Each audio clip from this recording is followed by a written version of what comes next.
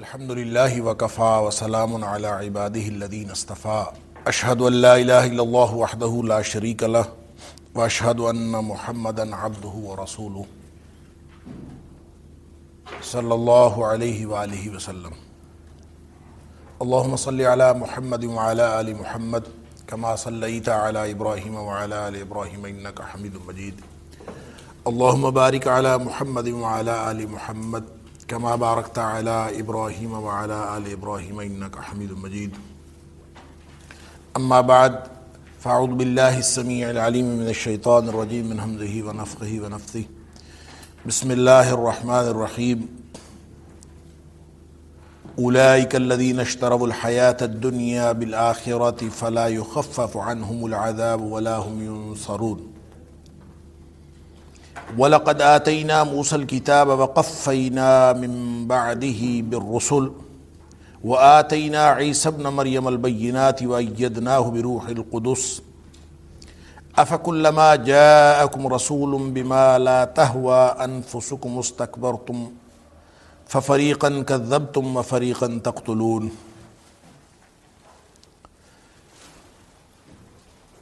یہی وہ لوگ ہیں جنہوں نے آخرت کے بدلے میں دنیا کی زندگی کو خرید لیا، یا جنہوں نے دنیا کی زندگی کو ترجیح دی آخرت پر۔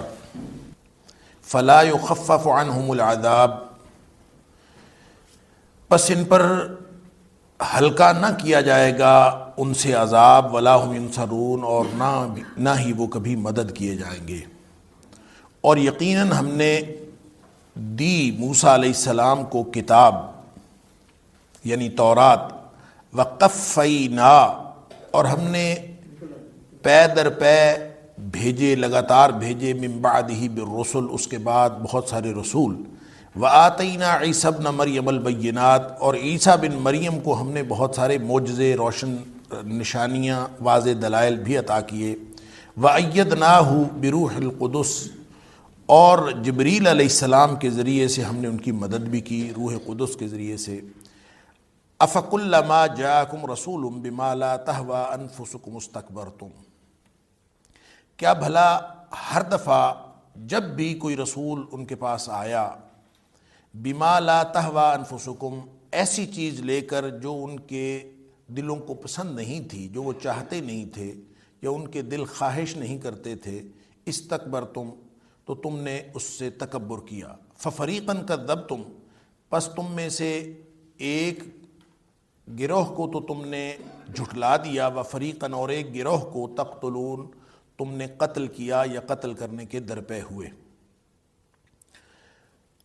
سورہ بقرہ میں جو ہمارا درس کا سلسلہ جاری ہے، اللہ کی توفیق سے یہ وہ مقام ہے جہاں بنی اسرائیل کی خرابیاں بیان کی جا رہی ہیں، اور ہم سب کے ذہن میں ہے کہ اس کا سیاق و سباق بنیادی طور پر ان کی خرابیاں ہیں اور ان کے ساتھ مخاصمہ ہے۔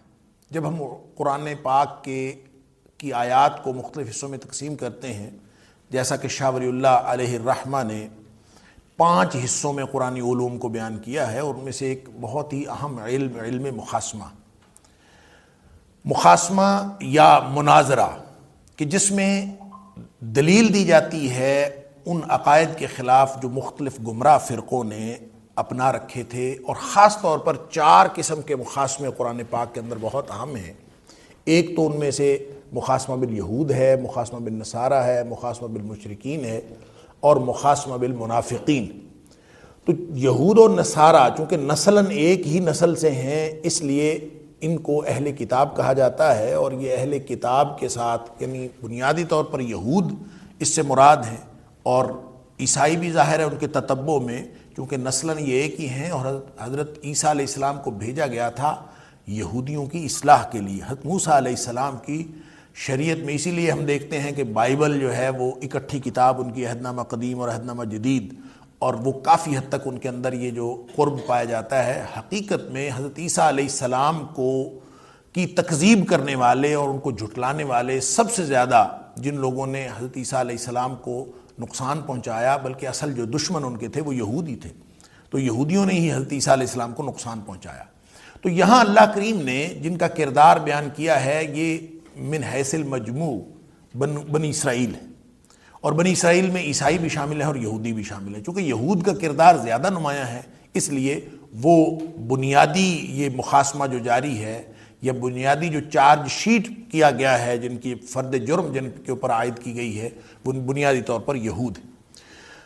تو یہ اس رکوع کی آخری آیت نمبر 86 جو میں نے شروع میں تلاوت کی ہے، اولئک الذین اشتروا الحیاۃ الدنیا بالآخرہ، اس کا تعلق گزشتہ مضمون کے ساتھ ہے، ماقبل مضمون کے ساتھ، جو گزشتہ درس کے اندر بیان ہوا کہ اصل میں ان کی جو خرابی تھی وہ شریعت کے احکام مانتے نہیں تھے، اور اگر مانتے بھی تھے شریعت کے احکام تو ان میں سے کچھ مانتے تھے اور کچھ نہیں مانتے تھے۔ افتؤمنون ببعض الکتاب وتکفرون ببعض، کیا تم کچھ حصے کو چھوڑ دیتے ہو اور کچھ حصے کو مان لیتے ہو؟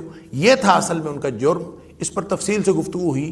نتیجہ اس کا جو نکلتا ہے دنیاوی ذلت، پچھلی آیت میں آیت نمبر 85 میں بتایا کہ اس کی سزا یہ ہے، فما جزاء من یفعل ذلک منکم الا خزی فی الحیاۃ الدنیا، دنیاوی زندگی میں بھی رسوائی ہے، ویوم القیامت یردون الی اشد العذاب، اور قیامت کے دن تو ان کو انتہائی شدید عذاب دیا جائے گا۔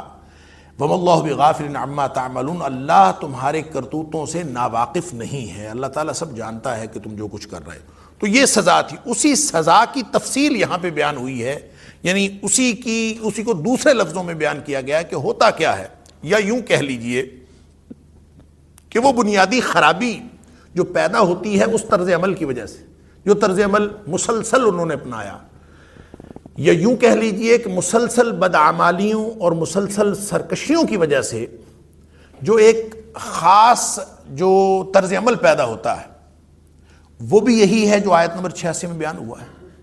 یا پھر اس کو دوسرے طرف سے دیکھیے تو جتنی بدعمالیاں اور سرکشیاں ہو رہی ہیں اور یہود کی طرف سے جن کا ذکر کیا گیا ہے، ان کی بنیاد میں یہ بیماری ہوتی ہے، بنیادی بیماری یہ ہے جو گویا ان کی بدعمالیاں یا سرکشیاں یا کسی بھی قوم کی بدعمالیاں، وہ اور یہ بیماری یہ لازم ملزوم ہے، یہ بیماری آتی ہے جس قوم کے اندر تو ان کے اندر یہ طرز عمل پیدا ہوتا ہے۔ فرمایا یہی وہ لوگ ہیں، یعنی بنیادی بیماری کا تذکرہ کیا جا رہا ہے تاکہ امت محمدیہ کو سمجھ آ جائے کہ ان کے ساتھ یہ جو پرابلم پیدا ہوا تھا فتؤمنون ببعض الکتاب وتکفرون ببعض کا، کہ کتاب کا کچھ حصہ لے لیا اور کچھ چھوڑ دیا، اور کچھ احکام کو مان لیا اور کچھ کو نہ مانا۔ اور میں نے گزشتہ درس میں عرض کیا تھا کہ یہ بات تو پھر یعنی کچھ کو مان لینا اور کچھ کو نہ ماننا، یہ تو پھر بھی کسی حد تک اس سے بہتر ہے کہ ہم جو نبی کریم صلی اللہ علیہ وسلم کی امت ہیں، ہم تو جو مان رہے ہیں وہ بھی وہ نہیں ہے جو کتاب میں ہے،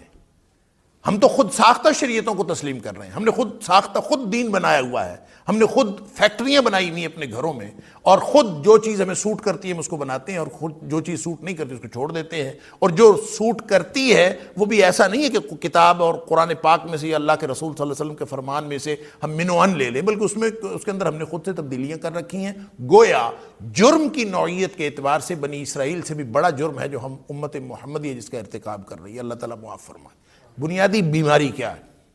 اللہ کریم نے آیت نمبر 86 میں اس بنیادی بیماری کا ذکر فرمایا۔ بنیادی بیماری یہ ہے کہ اولئک الذین اشتروا الحیاۃ الدنیا بالآخرہ، یہ طرز عمل پیدا اس وقت ہوتا ہے جب دلوں کے اندر یہ بیماری ہوتی ہے کہ آدمی آخرت پر دنیا کی زندگی کو ترجیح دے بیٹھے۔ میں نے ترجمہ اس کا کیا ہے ترجیح دینا، حالانکہ لفظ ہے اشترو، اور اشترو کا لفظ شرا جو ہے، بیع و شرا عربی زبان میں بیع بیچنے کے لیے ہوتا ہے، شرا خریدنے کے لیے ہوتا ہے، لیکن شرا یا اشترا یہ لفظ بیچنے اور خریدنے دونوں معنوں میں استعمال ہوتا ہے۔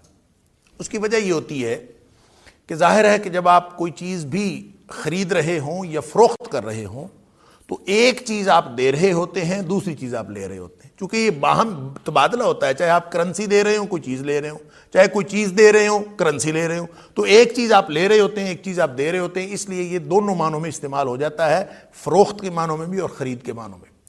اس وقت عمل کیا ہوتا ہے؟ جس وقت آپ خرید رہے ہوتے ہیں یا آپ بیچ رہے ہوتے ہیں، اس وقت حقیقت میں آپ کیا کر رہے ہوتے ہیں؟ حقیقت یہ ہے کہ مثال کے طور پر آپ کے پاس کوئی چیز ہے، آپ کرنسی کے بدلے میں اس کو بیچ رہے ہیں، تو اس کا مطلب یہ ہے کہ آپ اس وقت اس کرنسی کو ترجیح دے رہے ہیں اس چیز کے اوپر۔ اور اگر آپ کوئی چیز خرید رہے ہیں تو وہی کرنسی دینے کے بعد آپ چیز لے رہے ہیں، تو اس کا مطلب ہے آپ کرنسی پر اس چیز کو ترجیح دے رہے ہیں۔ لہذا عمل فروخت کا ہو یا عمل خرید کا ہو، بنیادی وزڈم جو اس کے پیچھے ہے وہ اس دوسری چیز کو اس پہلی چیز کے اوپر ترجیح دینا ہے۔ جب آپ تبادلہ کر رہے ہیں تو حقیقت میں ترجیح دینا ہے۔ اس لیے اس کا صاف مطلب یہ ہے اولئک الذین اشتروا الحیات الدنیا بالآخرہ، کہ ان لوگوں نے آخرت پر دنیا کی زندگی کو ترجیح دی ہے، چاہے بیچ رہے ہیں چاہے خرید رہے ہیں، خرید و فروخت کا عمل جاری ہے، تو دنیا کی زندگی کو جو شخص ترجیح دیتا ہے اور اس کا سارا طرز عمل تبدیل ہو جاتا ہے۔ حقیقت میں یہ بیماری ہے۔ شریعت کے معاملے میں اس کا جو پرسیپشن چینج ہو جاتی ہے، اس کا تصور بدل جاتا ہے، اس لیے کہ اس نے ہر چیز کو دنیاوی فائدے کی غرض سے دیکھنا ہوتا ہے۔ لہٰذا آپ دیکھتے ہیں پورا عالم کفر کا نظام، حتیٰ کہ آپ جس کو انقلاب فرانس کہتے ہیں، اور ٹیکنالوجیکل جو جتنا بھی انقلاب پوری دنیا کے اندر آیا ہے اور آج تک دنیا اس سے استفادہ کر رہی ہے، اس سب کے پیچھے یہی بیماری کار فرما ہے، یعنی اولئک الذین اشتروا الحیات الدنیا بالآخرہ۔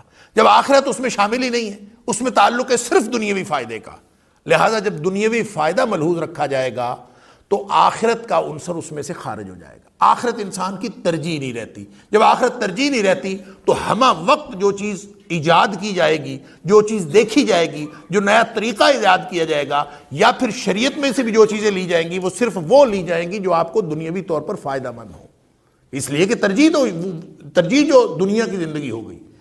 تو یہ وہ بنیادی خرابی ہے۔ اس لیے ایک تو لوگوں کی قسم وہ ہے جو بالکل آخرت کو سرے سے مانتے ہی نہیں ہیں، اور آخرت ان کے تصورات میں بھی شامل نہیں ہے۔ ایک وہ لوگ ہیں جیسے بنی اسرائیل تھے یا امت محمدیہ ہے، مسلمان کہلانے والے، نبی کریم صلی اللہ علیہ وسلم کی امت، یہ وہ لوگ ہیں جو آخرت کو مانتے ہیں۔ اچھا، اب آخرت کو ماننے کے بعد طرز عمل کے اعتبار سے بھی دو حصوں میں لوگ تقسیم ہو جاتے ہیں۔ ایک وہ ہیں جن کو جو آخرت کو مانتے ہوئے آخرت کے لیے کوشش کرتے ہیں، اور کچھ لوگ جو ہیں وہ آخرت کو مانتے تو ہیں لیکن اس کے لیے کوشش نہیں کرتے۔ اب جو کوشش کر رہے ہیں آخرت کے لیے، جن کے تصورات واضح ہیں آخرت کے بارے میں، جو سمجھتے ہیں مرنا ہے، اصل میں جب ہم موت کی بات کرتے ہیں تو موت سے تو کوئی دہریہ اور کافر اور بدترین کافر بھی انکار نہیں کر سکتا۔ اس کی وجہ یہ ہے کہ ہم سامنے دیکھ رہے ہیں موت، سب لوگ مر رہے ہیں، کوئی دنیا میں آیا وہ زندہ نہیں بچا، وہ سب فوت ہو گئے۔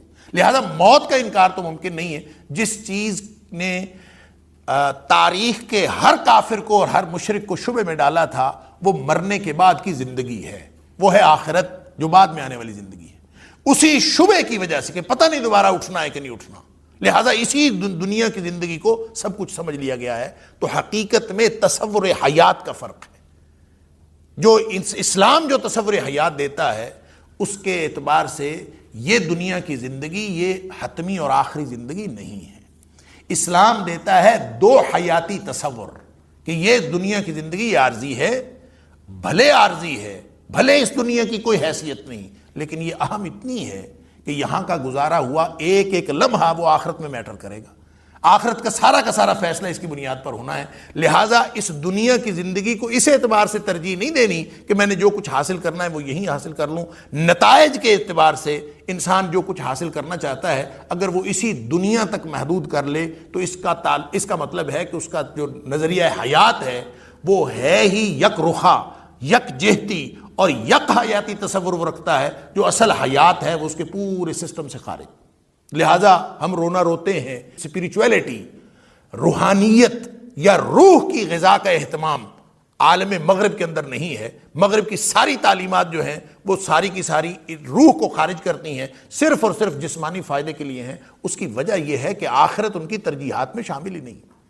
آخرت ترجیحات میں شامل ہوگی تو روح کی غذا کا اہتمام ہوگا، آخرت شامل ہوگی تو گویا انسان کی پرسنالٹی کا ایک پورا آدھا حصہ، یا یوں کہہ لیجئے جو ڈومینیٹنگ حصہ تھا، جس نے پورے جسم کو کنٹرول کرنا تھا، وہ سارے کا سارا وہ نظر انداز کر دیا گیا ہے، وہ اگنور کر دیا گیا ہے۔ اس کی بنیادی بیماری یہ ہے کہ انہوں نے ہر چیز جو بھی ایجاد کی ہے وہ دنیاوی فائدے کے لیے کی ہے۔ لہٰذا قومیں جس وجہ سے مرتی ہیں، قومیں جس وجہ سے تباہ ہوتی ہیں، جس بیماری کی وجہ سے، وہ بیماری مغرب کے اس انقلاب کی بنیاد کے اندر شامل ہے۔ اولئک الذین اشتروا الحیات الدنیا بالآخرہ، آخرت تو ہے ہی نہیں۔ میں عرض کر رہا تھا کہ جو لوگ، یعنی ایک قسم تو انسانوں کی وہ ہے جو آخرت کو مانتے ہی نہیں، پھر ایک وہ ہے جو مانتے ہیں پھر اس کے لیے کوشش نہیں کرتے، پھر اس کے بعد صرف بہت آگے اور اعلیٰ سطح کے ان لوگوں تک آ جائیے جو آخرت کو مانتے بھی ہیں اور آخرت کے لیے کوشش بھی کرتے ہیں، لیکن فرق یہ رکھ لیتے ہیں کہ دنیا کی زندگی کو پریورٹی لسٹ بناتے وقت، ترجیح کا تعین کرتے وقت، پہلے نمبر پر دنیا کی زندگی، دوسرے نمبر پر آخرت کی زندگی، کہ ٹھیک ہے آخرت کے لیے بھی کر لیتے ہیں۔ دلیلیں قرآن سے مل جاتی ہیں، ربنا آتینا فی الدنیا حسنۃ وفی الآخرۃ حسنۃ وقنا عذاب النار، کہ دیکھیں جی اللہ کریم نے پہلے دنیا کا ذکر کیا، بعد میں آخرت کا کیا، لہٰذا پہلے میں دنیا بنا لوں، بعد میں آخرت کو دیکھوں گا۔ ترجیح دنیا کی زندگی کو بنایا، تو یہی تو بنیادی بیماری ہے جو پورا ورلڈ ویو چینج کرتی ہے، پوری پرسیپشن بدلتی ہے، جس سے انسان کے نظریات ہی نہیں بدلتے بلکہ زندگی کے ہر طرز عمل کی ترجیح بدل جاتی ہے کہ آپ نے کرنا کیا ہے، شام کو کیا کرنا ہے، صبح کیا کرنا ہے، معمولات بھی بدلتے ہیں، خیالات بھی بدلتے ہیں، پوری زندگی کی ڈائمنشن بدل جاتی ہے۔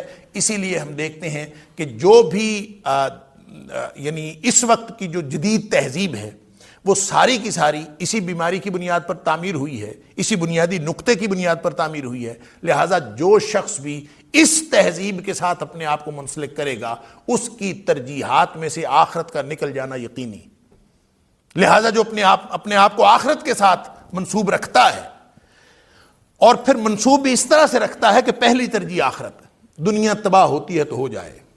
حقیقت میں ہم ساری جد و جہد اس لیے کر رہے ہیں کہ دنیا بن جائے، تو دنیا بننا یا نہ بننا، دنیا میں کچھ فائدے حاصل ہونا یا نہ ہونا، وہ دونوں صورت میں غیر یقینی ہے۔ یعنی کوئی ضروری تو نہیں کوئی ایک آدمی دنیا کے لیے کوشش کرے تو اس کو دنیا کی خوشحالی حاصل ہو جائے، ضروری تو نہیں ہے۔ ہم دیکھ رہے ہیں بہت ساری دنیا کاوش کر رہی ہے، محنت کرتی ہے، اسٹرگل کرتی ہے، نتیجہ ہر ایک کا ایک جیسا نہیں نکلتا۔ کسی کو اللہ تعالیٰ بہت کچھ عطا کر دیتا ہے اور کسی کو جو ہے وہ ساری زندگی محنت کرنے کے باوجود کچھ نہیں ملتا۔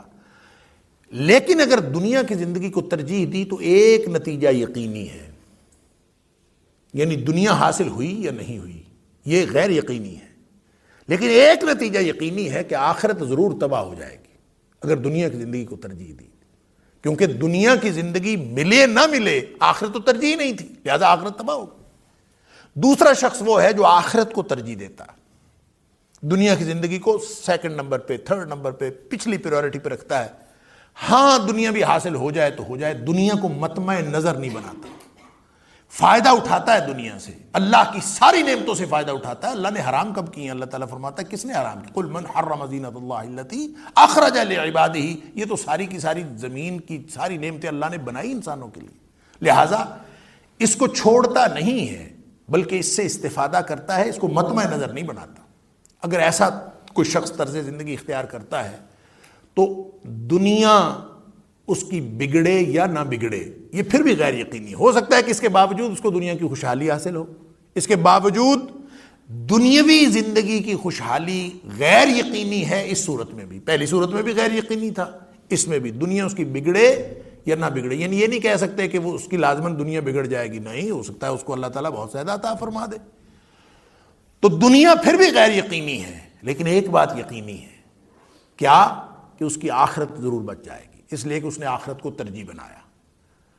اللہ تعالیٰ قرآن میں فرماتے ہیں کہ فَأَمَّا مَن طَغَىٰ وَآثَرَ الْحَيَاةَ الدُّنْيَا، اللہ اکبر، جس شخص نے بغاوت کر دی اللہ کے قانون سے، اور یہ جو ترجیح کا قانون تھا وہ اس کو چھوڑ دیا، اس نے اللہ کے قانون کو چھوڑ کر وَآثَرَ الْحَيَاةَ الدُّنْيَا، کہتا ہے کہ میں آخرت کے لیے بھی کچھ کروں گا، لیکن وہ آخرت کو پہلے نمبر پر نہیں رکھتا، آخرت کو پچھلے نمبروں پر رکھتا ہے، پہلے نمبر پر دنیا کو رکھتا ہے۔ وآثر الحیات الدنیا، تو اللہ تعالیٰ فرماتے ہیں فإن الجحیم ہی المأویٰ، اس کا ٹھکانہ جہنم کے علاوہ اور کوئی نہیں ہو سکتا۔ اللہ اکبر، یہ ہے فرق ترجیح دینے سے، یہ ہے بنیادی بیماری۔ اولئک الذین اشتروا الحیات الدنیا بالآخرہ۔ اللہ تعالیٰ ہم سب کو اس بیماری سے محفوظ رکھے۔ اس بیماری کے پھر جو اثرات آخرت میں نکلیں گے وہ تو پچھلی آیت میں بیان ہو گئے، اور جو اس آیت کے اگلے حصے میں فرمایا فلا یخفف عنہم العذاب ولا هم ينصرون، کہ نہ تو عذاب ہلکا کیا جائے گا اور نہ ہی ان کی کوئی مدد کی جائے گی۔ یہ جو اللہ کا فرمان ہے، اس کی تخصیص نہیں ہے کہ یہ آخرت کے حوالے سے ہے یا دنیا کے حوالے سے ہے، یا دونوں جگہ ہو سکتا ہے۔ یہ اللہ کا کام ہے، وہ ہو سکتا ہے تو دنیاوی طور پر بھی کسی قوم کو عذاب میں مبتلا کر دے، اور اخروی طور پر بھی اس کو عذاب میں مبتلا کر دے۔ نہ تو اللہ کی طرف سے کوئی مدد آئے گی اور نہ ہی ان کو کوئی عذاب ہلکا کیا جائے گا۔ لہٰذا جو جس نے مسلط کیا ہے، جو جس وجہ سے مسلط ہوا ہے، میں نے پچھلے درس میں آپ کو ایک حدیث عرض کی تھی نبی کریم صلی اللہ علیہ وسلم کی، کہ جب حالات اس طرح کے ہو جائیں کہ تمہاری ترجیح دنیا کی زندگی ہو، اذا تبایعتم بالعینہ واخذتم اذناب البقر ورضیتم بالزرع، دنیا کا سارا معاملہ کہ میرے کاروبار اچھا ہو جائے، میرے زمیندارہ اچھا ہو جائے، اور اپنی فصل اور کھیت ہر چیز سے یہی ہماری خوشیوں کا جو مطمع نظر صرف یہ ہو جائے اور کچھ نہ رہے۔ وَتَرَكْتُمُ الْجِهَادَ، اللہ اور اس کے رسول صلی اللہ علیہ وسلم کے لیے جو زندگی لگانے کا جو اصل جو لگانے کا مقصد تھا وہ ختم ہو گیا۔ تو فرمایا پھر ایسا ہوگا تو سلط اللہ علیکم ذلًا، اللہ تعالیٰ تمہارے اوپر ذلت و رسوائی مسلط کر دیں گے۔ جب اللہ تعالیٰ ذلت و رسوائی مسلط کر دیں گے تو لا ینزعہ، پھر وہ واپس نہیں ہٹائیں گے اس کو، حتی ترجعوا الی دینکم، جب تک تم واپس دین کو اپنی ترجیح نہیں بناؤ گے تمہاری یہ ذلتیں کبھی ختم نہیں ہوں گی۔ اسی لیے فرمایا فلا یخفف عنہم العذاب، یہ دنیا کا عذاب ہے یا اخروی عذاب ہے، یہ کبھی ہلکا نہیں ہوگا۔ بیماری ختم ہوگی تو ہلکا ہوگا، اور بیماری کیا ہے؟ دنیا کی زندگی کو ترجیح دینا۔ بھائی دنیا میں تو رہنا ہے، دنیا چھوڑ نہیں سکتے، اور دنیا کو چھوڑنا یہ اپنی جگہ گناہ ہے۔ لا رہبانیت فی الاسلام، یہی تو حسن ہے اسلام کا، وہ نہ چھوڑنے دیتا ہے اور نہ اس میں اپنے آپ کو لتھیڑنے دیتا ہے کہ اس میں اپنے آپ کو آلودہ بھی نہیں کرنا، اور اس میں رہ کر آخرت کو ترجیح دے کر پوری زندگی اس طرح سے گزارنی ہے کہ میری اس دنیا کے ذریعے سے میری آخرت بن جائے۔ اگر یہ پرسیپشن، یہ تصور درست ہے اور اس تصور کے مطابق عمل درست ہے، چاہے افراد ہوں چاہے معاشرے ہوں، تو پھر انشاءاللہ دنیا میں بھی ان کو فائدہ ہے، آخرت میں بھی ان کو فائدہ ہے۔ وگرنہ اگر آپ دنیا کی زندگی کو ترجیح دیں گے، ہو سکتا ہے کچھ وقت کے لیے دنیا کی زندگی بن جائے، ہو سکتا ہے کچھ وقت کے لیے آپ کو دنیاوی خوشحالی حاصل ہو جائے، لیکن اللہ تعالیٰ فرماتے ہیں ایسے خوشحالی سے یا ایسے معاملات سے کبھی دھوکے میں مبتلا نہیں ہونا۔ یہ نہیں سمجھنا کہ بڑی اللہ کی رحمت ہو گئی ہے، بلکہ فرمایا لا یغرنکم تقلب الذین کفروا فی البلاد، یہ جو کافر دنیا میں دندناتے پھرتے ہیں نا، یہ تمہیں کسی دھوکے میں مبتلا نہ کرے۔ کیوں؟ اس لیے کہ متاع قلیل ثم مأواہم جہنم، چند دن کی بات ہے، تھوڑے عرصے کی بات ہے، پھر ان کا ٹھکانہ جہنم ہے، وبئس المصیر، اور بہت برا ٹھکانہ ہے۔ اللہ تعالی ہم سب کو دنیاوی اور اخروی عذاب سے بچائے۔ ولا هم ينصرون، پھر اللہ کی مدد نہیں آتی۔ اب یہ اللہ کی مدد نہیں آتی، ہم سب دعائیں تو کرتے ہیں اللہ کی مدد آ جائے، اللہ کی مدد نہیں آتی، پھر ہم سوچ میں پڑ جاتے ہیں کہ وہ اللہ ہماری مدد کیوں نہیں کرتا؟ ہم مسلمان ہیں، اللہ کو ماننے والے ہیں، اس کے باوجود ہم مغلوب ہیں۔ تو اللہ تعالیٰ نے صاف فرمایا ہے سورہ آل عمران کے اندر کہ اللہ کی مدد جو ہے وہ ان لوگوں پر آتی ہے جن کا ایمان کامل ہوتا ہے۔ مومنوں کے لیے، اہل ایمان یعنی مومن جو وہ ہے جو ایمان کا دعویٰ کرتے ہیں، ایمان کا دعویٰ کرنے والوں کے لیے کامیابی اور ناکامی کے اصول اور ہیں، اور جو لوگ ایمان کا دعویٰ نہیں رکھتے ان کے لیے کامیابی اور ناکامی کے اصول اور ہیں۔ اس لیے کہ دنیاوی وسائل پر بھروسہ وہ کرے جس کا اللہ پر ایمان نہیں ہے، اور جس کا ایمان اللہ پر ہے اس کو تو بھروسہ اللہ پر کرنا پڑے گا۔ وگرنہ اللہ تعالیٰ نے سورہ آل عمران میں فرمایا ان ینصرکم اللہ فلا غالب لکم، اگر اللہ کی مدد تمہارے ساتھ ہوتی، اللہ تمہیں مدد کرے تو تم کبھی مغلوب نہیں ہو سکتے، نہ انفرادی طور پر نہ اجتماعی طور پر، کبھی تم مغلوب نہیں ہو سکتے۔ فلا غالب لکم، تمہارے اوپر کوئی غالب نہیں آ سکتا اگر اللہ کی مدد آئے۔ اس کا مطلب ہے جب ہم مغلوب ہیں تو اس کا صاف مطلب ہے کہ اللہ کی مدد تو نہیں آ رہی۔ وَإِن يَخْذُلْكُمْ، اور اگر اللہ ہی تمہیں چھوڑ جائے، اللہ چھوڑ جائے، فَمَنْ ذَا الَّذِي يَنْصُرُكُم مِّن بَعْدِهِ، پھر دنیا کائنات میں تمہاری مدد کرنے والا ہوگا کون؟ کون تمہاری مدد کرے گا؟ اس لیے کہ کافر کافروں کی مدد کر سکتے ہیں، تم ایک دوسرے کی مدد صرف اس وقت میں کر سکتے ہو جب تمہارا بنیادی ترجیح ایمان ہو، اور اللہ کی مدد بھی اسی وقت آتی ہے جب ایمان موجود ہو۔ وَعَلَى اللَّهِ فَلْيَتَوَكَّلِ الْمُؤْمِنُونَ، اگر مومن ہیں، اگر اہل ایمان ہیں، اگر دل میں ایمان ہے تو پھر بھروسہ اللہ پر ہونا چاہیے، دنیاوی وسائل پر نہیں ہونا چاہیے۔ اور وہ بھی ذہن میں رکھ لیجئے کہ وَأَنْتُمُ الْأَعْلَوْنَ إِن كُنتُم مُؤْمِنِينَ، اگر تم مومن ہو تو پھر اللہ کا وعدہ ہے کہ عروج اور بلندیاں تمہاری ہیں، کوئی ضرورت نہیں ہے پریشان ہونے کی۔ تو فکر پھر اس کی کرو کہ ایمان ہے کہ نہیں ہے۔ اگر ایمان موجود ہے تو پھر انشاءاللہ اللہ کی مدد بھی آئے گی اور کامیابی بھی تمہیں ملے گی۔ یہ کامیابی کا اصول ہے اہل ایمان کے لیے۔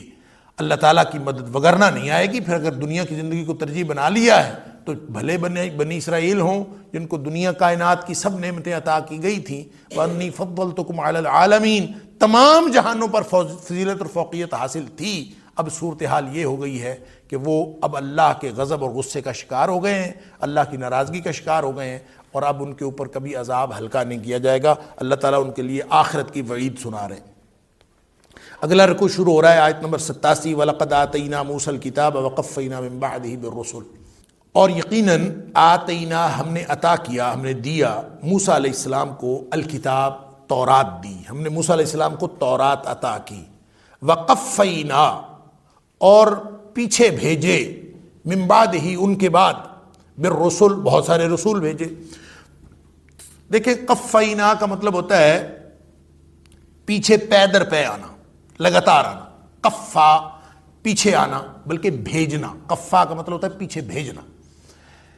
اللہ تعالیٰ نے قرآن پاک میں ایک اور جگہ سورہ مومنون میں فرمایا ہے ثم ارسلنا رسولنا تترا، ہم نے پھر اس کے بعد موسیٰ علیہ السلام کے بعد پے در پے رسول بھیجے۔ تترا کا مطلب ہوتا ہے ایک کے بعد دوسرا، دوسرے کے بعد تیسرا، تیسرے کے بعد سینکڑوں رسول آئے ہیں بنی اسرائیل کے اندر، اللہ کریم نے بھیجے ہیں۔ اور یہ رسول اور نبی کی بحث بھی ہم عام طور پہ خلط ملط کر جاتے ہیں کہ رسول کون ہوتا ہے اور نبی کون ہوتا ہے، اور ہمیں ظاہر ہے یہی بتایا گیا ہے کہ نبی جو ہر وہ شخص جس کو اللہ تعالیٰ چن لیتا ہے اپنا پیغام لوگوں تک پہنچانے کے لیے، اور وہ نبی ہوتا ہے۔ رسول وہ ہوتا ہے جس کے اوپر کوئی نئی شریعت اللہ تعالیٰ دیتا ہے، جو نئی شریعت یا نئی کتاب لے کے آتا ہے۔ اسی وجہ سے مسند احمد کی ایک روایت میں ہے کہ یہ جو 1,24,000 انبیاء ہیں، ان انبیاء میں سے جو رسول ہیں وہ صرف 317 ہیں یا 315 ہیں۔ تو 317 رسول ہیں، باقی سارے کے سارے نبی ہیں۔ اس کا مطلب یہ ہوا کہ ہر رسول نبی تو ہوتا ہے لیکن ہر نبی رسول نہیں ہوتا، باقی سارے نبی ہیں، رسول نہیں۔ اب ایک جو مفسرین نے ایک بہت اہم پہلو اس کا بیان کیا ہے کہ اگر ہر نبی رسول نہیں ہوتا تو یہ جو اتنے سارے رسول اللہ کریم فرما رہے ہیں، ہم نے تو رسول بھیجے اور موسیٰ علیہ السلام کے بعد بھیجے، تو موسیٰ علیہ السلام کے بعد اگر رسول آیا ہے ان معنوں میں جو 317 ہیں جو شریعت لے کے آئے ہیں، تو موسیٰ علیہ السلام کے بعد رسول آئے وہ تو صرف حضرت عیسیٰ علیہ السلام ہیں۔ موسیٰ علیہ السلام اور عیسیٰ علیہ السلام کے درمیان میں جتنے بھی انبیاء آئے ہیں وہ صرف انبیاء ہیں، وہ رسول نہیں ہیں۔ ثم ارسلنا رسولنا تترا، ہم نے پھر پے در پے رسول بھیجے، اور یہاں بھی فرمایا کہ وقفینا من بعدہ بالرسل، ہم نے بہت سارے رسول بھیجے۔ تو یہ فرق کیا ہے؟ اصل میں یہ سمجھنے کی بات ہے، رسول اور نبی کا یہ فرق جو خاص اور عام کا، یہ تو باقی رہے گا جیسا ہے۔ یہاں پہ جو رسول کا لفظ استعمال کرنے کی وجہ یہ ہے کہ جب بھیجا جاتا ہے، رسول کا مطلب ہوتا ہے بھیجا گیا، ارسل یرسل کا مطلب ہوتا ہے بھیجنا، تو رسول کا مطلب ہوتا ہے بھیجا گیا۔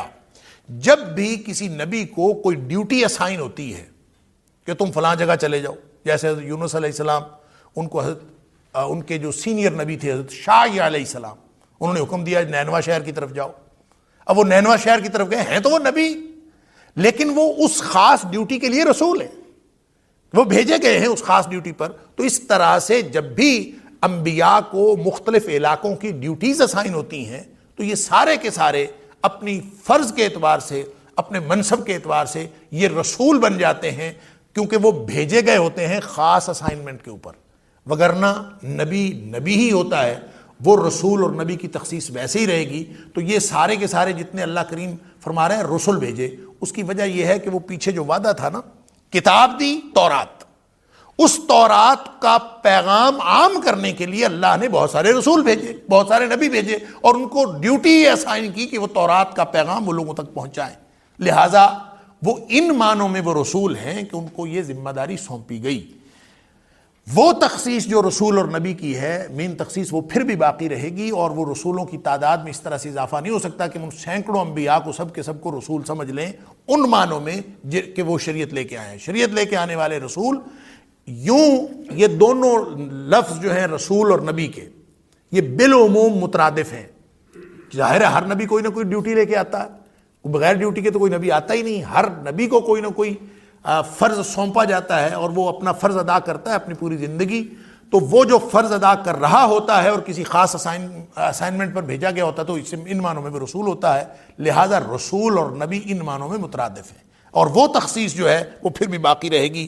یہاں کا جو لفظ رسول ہے وہ ہمیں اس غلط فہمی میں مبتلا نہ کرے کہ حضرت موسیٰ علیہ السلام اور حضرت عیسیٰ علیہ السلام کے درمیان میں کوئی اصطلاحی رسول آئے ہیں، بلکہ وہ سارے کے سارے انبیاء ہیں۔ اور جب یہ تخصیص ہوگی کہ رسول اور نبی میں فرق والی، تو پھر پتہ چلے گا کہ وہ رسول صرف چند ہیں، 317 یا 315، باقی سارے نبی ہیں۔ لیکن جب تخصیص نہیں ہوگی تو پھر سب نبی ہیں، سب رسول ہیں، ان میں کوئی فرق نہیں ہے مانوی طور پر۔ وَآتَيْنَا عِيسَى ابْنَ مَرْيَمَ الْبَيِّنَاتِ، پہلے موسیٰ علیہ السلام آئے، درمیان میں بہت سارے نبی آئے، اور پھر عیسیٰ علیہ السلام تشریف لے آئے۔ یہ ہے پوری تاریخ بنی اسرائیل کی۔ وَآتَيْنَا، ہم نے دیا عیسیٰ بن مریم کو البینات، یعنی معجزے دیے۔ بینات کا مطلب ہوتا ہے، بینہ کی جمع ہے، اور بینہ کا مطلب ہوتا ہے روشن دلیل۔ تو بینات کا مطلب روشن دلائل دیے۔ اس سے مراد وہ معجزات ہیں جو اللہ کریم نے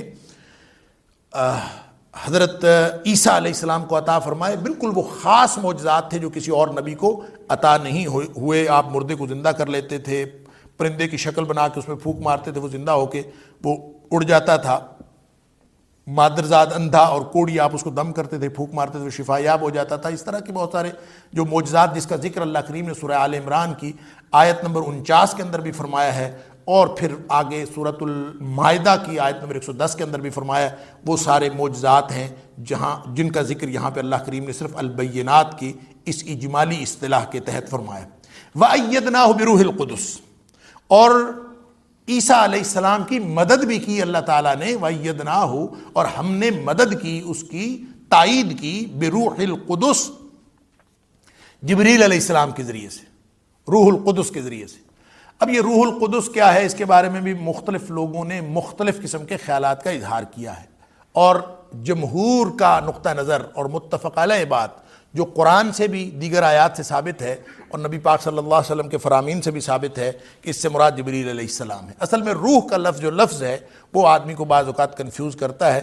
روح سے مراد وہ جان بھی ہے جو ہمیں زندہ رکھتی ہے، روح سے مراد وحی بھی ہے۔ قرآن پاک میں روح من امرنا وَكَذَلِكَ أَوْحَيْنَا رُوحًا مِّنْ أَمْرِنَا، ہم نے آپ کو روح عطا فرمائی، اس سے مراد وحی ہے۔ تو روح سے مراد وحی بھی ہوتا ہے، روح سے مراد وہ جان بھی ہوتا ہے، روح سے مراد ہوا بھی ہوتا ہے، روح سے مراد رحمت بھی ہوتا ہے، اور روح سے مراد خوشی بھی ہوتا ہے۔ یہ سارے اس کے معنی ہیں، اس لیے یہ کنفیوز کرتے ہیں کہ یہ روح سے کیا مراد ہے۔ اور روح القدس خاص طور پہ القدس سے مراد تو اللہ کی ذات ہے۔ قدس کا مطلب پاک ذات، تو پاک ہستی صرف اللہ کی ہے۔ تو روح القدس سے مراد اللہ کی روح، اور اللہ نے اپنے روح کے ذریعے سے اس کو حضرت عیسیٰ علیہ السلام کو تائید عطا فرمائی۔ اب روح القدس کا ذکر قرآن پاک میں مختلف جگہوں پہ آیا ہے جو بات واضح کرتا ہے کہ نبی کریم صلی اللہ علیہ وآلہ وسلم پر جو فرشتہ وحی لے کے آیا تھا اس کو اللہ کریم نے الروح کہا ہے، گویا اس سے مراد جبریل علیہ السلام ہے، جیسا کہ سورہ شعراء کے اندر ہے آیت نمبر 193 ہے غالباً، نازل بہ الروح الامین، کہ جو روح الامین ہے وہ لے کے آئے ہیں اس کو۔ تو روح الامین کون لے کے آئے تھے؟ جبریل امین لے کے آئے تھے۔ نبی کریم صلی اللہ علیہ وآلہ وسلم کے فرامین میں بھی حضرت حسان بن ثابت رضی اللہ تعالیٰ عنہ کو نبی کریم صلی اللہ علیہ وآلہ وسلم نے دعا دی تھی جب وہ کفار کی حجو کر رہے تھے، اور نبی کریم صلی اللہ علیہ وآلہ وسلم کی حجو کا جواب دے رہے تھے شعروں کے اندر، تو نبی کریم صلی اللہ علیہ وآلہ وسلم نے حضرت حسان کو فرمایا تھا اللہم ایدہ بروح القدس، اللہ اس کی مدد کر روح القدس سے۔ پھر دوسری روایت میں اسی کیفیت کو یوں بیان کیا ہے کہ حسان تم شعر کہو وجبریل معک، جبریل تمہارے ساتھ ہے۔ تو نتیجہ کیا نکلا کہ جبریل ہی روح القدس ہیں اللہ کی طرف سے۔ اصل میں اللہ کریم نے یہ بھی تو فرمایا ہے فنفخنا فیہ من روحنا، کہ ہم نے اپنی روح پھونکی انسان میں، اس کو جب زندہ کیا۔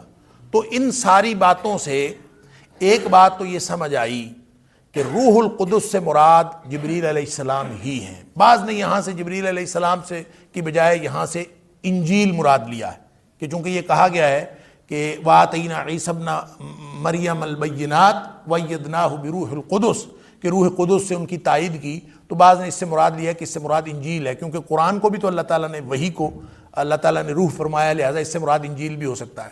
یہ ہو سکتا تھا، اس سے مراد انجیل بھی مراد ہو سکتا تھا، لیکن یہ تخصیص ہو گئی جب سورۃ المائدہ کی آیت نمبر 110 میں اللہ کریم نے جبریل کا الگ ذکر فرمایا، روح القدس کا، اور انجیل کا الگ ذکر فرمایا۔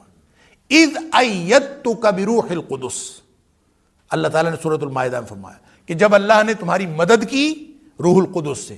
وَإِذْ عَلَّمْتَكَ الْكِتَابَ وَالْحِكْمَ وَالتَّوْرَاةَ وَالْإِنْجِيلَ، جب اللہ تعالیٰ نے تجھے کتاب اور حکمت سکھائی، تورات اور انجیل عطا کی، یعنی یہ سارا کچھ سکھایا، تو اس کا مطلب ہے تورات اور انجیل الگ چیز ہے، روح القدس الگ چیز ہے۔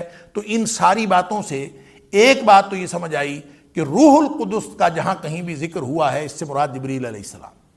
اور دوسری بات یہ ہے کہ اگر اس میں کسی اور معنوں کی گنجائش ہے تو پھر اس کا نتیجہ یہ ہوگا کہ روح القدس سے مراد کوئی اللہ کی طرف سے کوئی الہیاتی یا الوہی قوت ہے۔ ایک روح سے مراد ایک الوہی قوت ہے، اللہ کی طرف سے عطا ہونے والی قوت ہے۔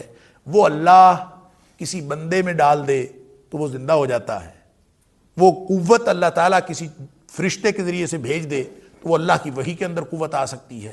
وہ ایک اصل میں بنیادی طور پر وہ الوہی قوت ہے، وہ اللہ تعالیٰ اس قوت سے کسی کو بھی سرفراز فرما دے تو وہ انسانوں کے اندر بھی زندگی آ جاتی ہے، جس کو اللہ تعالیٰ نے روح پھونکنا فرمایا ہے کہ روح پھونکی ہے تو یہ اٹھا ہے۔ اور پھر اس سے مراد وہی بھی ہو سکتی ہے، وہی بھی ایک الوہی قوت ہے، اللہ کا کلام ہے، کلام اللہ ہے۔ اور اگر جبریل علیہ السلام لے کے آئے ہیں تو وہ روح القدس اسی وجہ سے ہیں کہ وہ الوہی قوت اور الوہی توانائی جو اللہ کریم عطا فرماتا ہے وہ عطا فرما کے لانے والے، نازل بہ الروح الامین، وہ امانت دار فرشتہ جو ہے وہ اس کو لے کے آیا ہے، ان کو بھی اللہ نے وہی الوہی توانائی عطا فرمائی تھی۔ تو اس سے ہم یہ ایک عمومی سا مفہوم لے سکتے ہیں، لیکن اس کی تخصیص جب کبھی ہوگی روح القدس کی تو اس سے مراد سوائے جبریل امین کے اور کوئی نہیں ہے۔ افکلما جاءکم رسول بما لا تہوی انفسکم استکبرتم۔ دیکھیں مین فوکس جو یہاں پہ ہے، جو اصل سیاق و سباق ہے، وہ ذہن سے محو نہ ہو۔ بنی اسرائیل کی خرابیاں بیان کی جا رہی، اس میں ذکر ہوا موسیٰ علیہ السلام آئے، اس کے بعد دیگر انبیاء آئے، عیسیٰ علیہ السلام آئے، معجزے لے کر آئے، اور اللہ تعالیٰ نے ان کی مدد بھی کی۔ لیکن جب بھی کوئی نبی آیا بما لا تہوی انفسکم، جو تمہاری خواہشات کے مطابق نہیں لے کے آیا تعلیمات، یعنی مسئلہ اصل میں وہی ہے، بنیادی بیماری کیا ہے؟ دنیا کو ترجیح دینا، بنیادی بیماری وہ ہے۔ تو جب نبی جو کچھ لے کے آتا ہے وہ تو وہی لے کے آتا ہے۔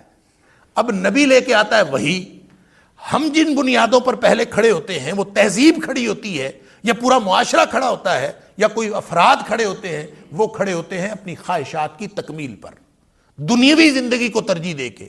تو مقابلہ پھر کس چیز کا ہوا؟ بما لا تہوی انفسکم، دل نہیں چاہتے، لا تہوی نہیں خواہش کرتے تمہارے دل، تم اس کی خواہش نہیں کر رہے ہوتے، تم چاہ نہیں رہے ہوتے کوئی یہ آئے۔ ظاہر ہے نبی جو حکم لے کے آتا ہے وہ تو اللہ کو حکم لے کے آتا ہے، ہماری خواہشات کی تکمیل کے لیے تھوڑی آتا۔ لہذا جب کبھی مقابلہ ہوتا ہے دنیا میں تو مقابلہ دنیا اور دین کا نہیں ہے، مقابلہ کس چیز کا ہے؟ خواہشات کا اور وحی الہی کا۔ یہ کبھی بھی یہ نہیں ہوا۔ آگے اللہ تعالیٰ نے یہ بھی فرمایا ہے کہ جب اللہ تعالیٰ کی طرف سے العلم آ گیا، اللہ اکبر، وَلَن تَرْضَىٰ عَنْكَ الْيَهُودُ وَلَا النَّصَارَىٰ حَتَّىٰ تَتَّبِعَ مِلَّتَهُمْ قُلْ إِنَّ هُدَى اللَّهِ هُوَ الْهُدَىٰ وَلَئِنِ اتَّبَعْتَ أَهْوَاءَهُمْ بَعْدَ الَّذِي جَاءَكَ مِنَ الْعِلْمِ۔ اے حبیب صلی اللہ علیہ وسلم، العلم آ جانے کے بعد اگر آپ نے ان کے خواہشات کی پیروی کی نا، مَا لَكَ مِنَ اللَّهِ مِن وَلِيٍّ وَلَا نَصِيرٍ، تو پھر اللہ کی طرف سے نہ کوئی کارساز ہوگا اور نہ کوئی مددگار ہوگا۔ یہاں کیا فرمایا تھا؟ وَلَا هُمْ يُنصَرُونَ، مدد نہیں آئے گی۔ بنیادی بیماری وہی ہے۔ العلم کے مقابلے میں اللہ کی طرف سے جو وحی نازل ہوتی ہے، اس کے مقابلے میں انسان جس تہذیب کو کھڑا کرتا ہے، انسان جس پوری اپنے انقلابی سوچ کا مظاہرہ کرتا ہے اور انقلابی طرز عمل کا مظاہرہ کرتا ہے، اس کا سارا مقصد اپنی خواہشات کی تکمیل ہوتا ہے۔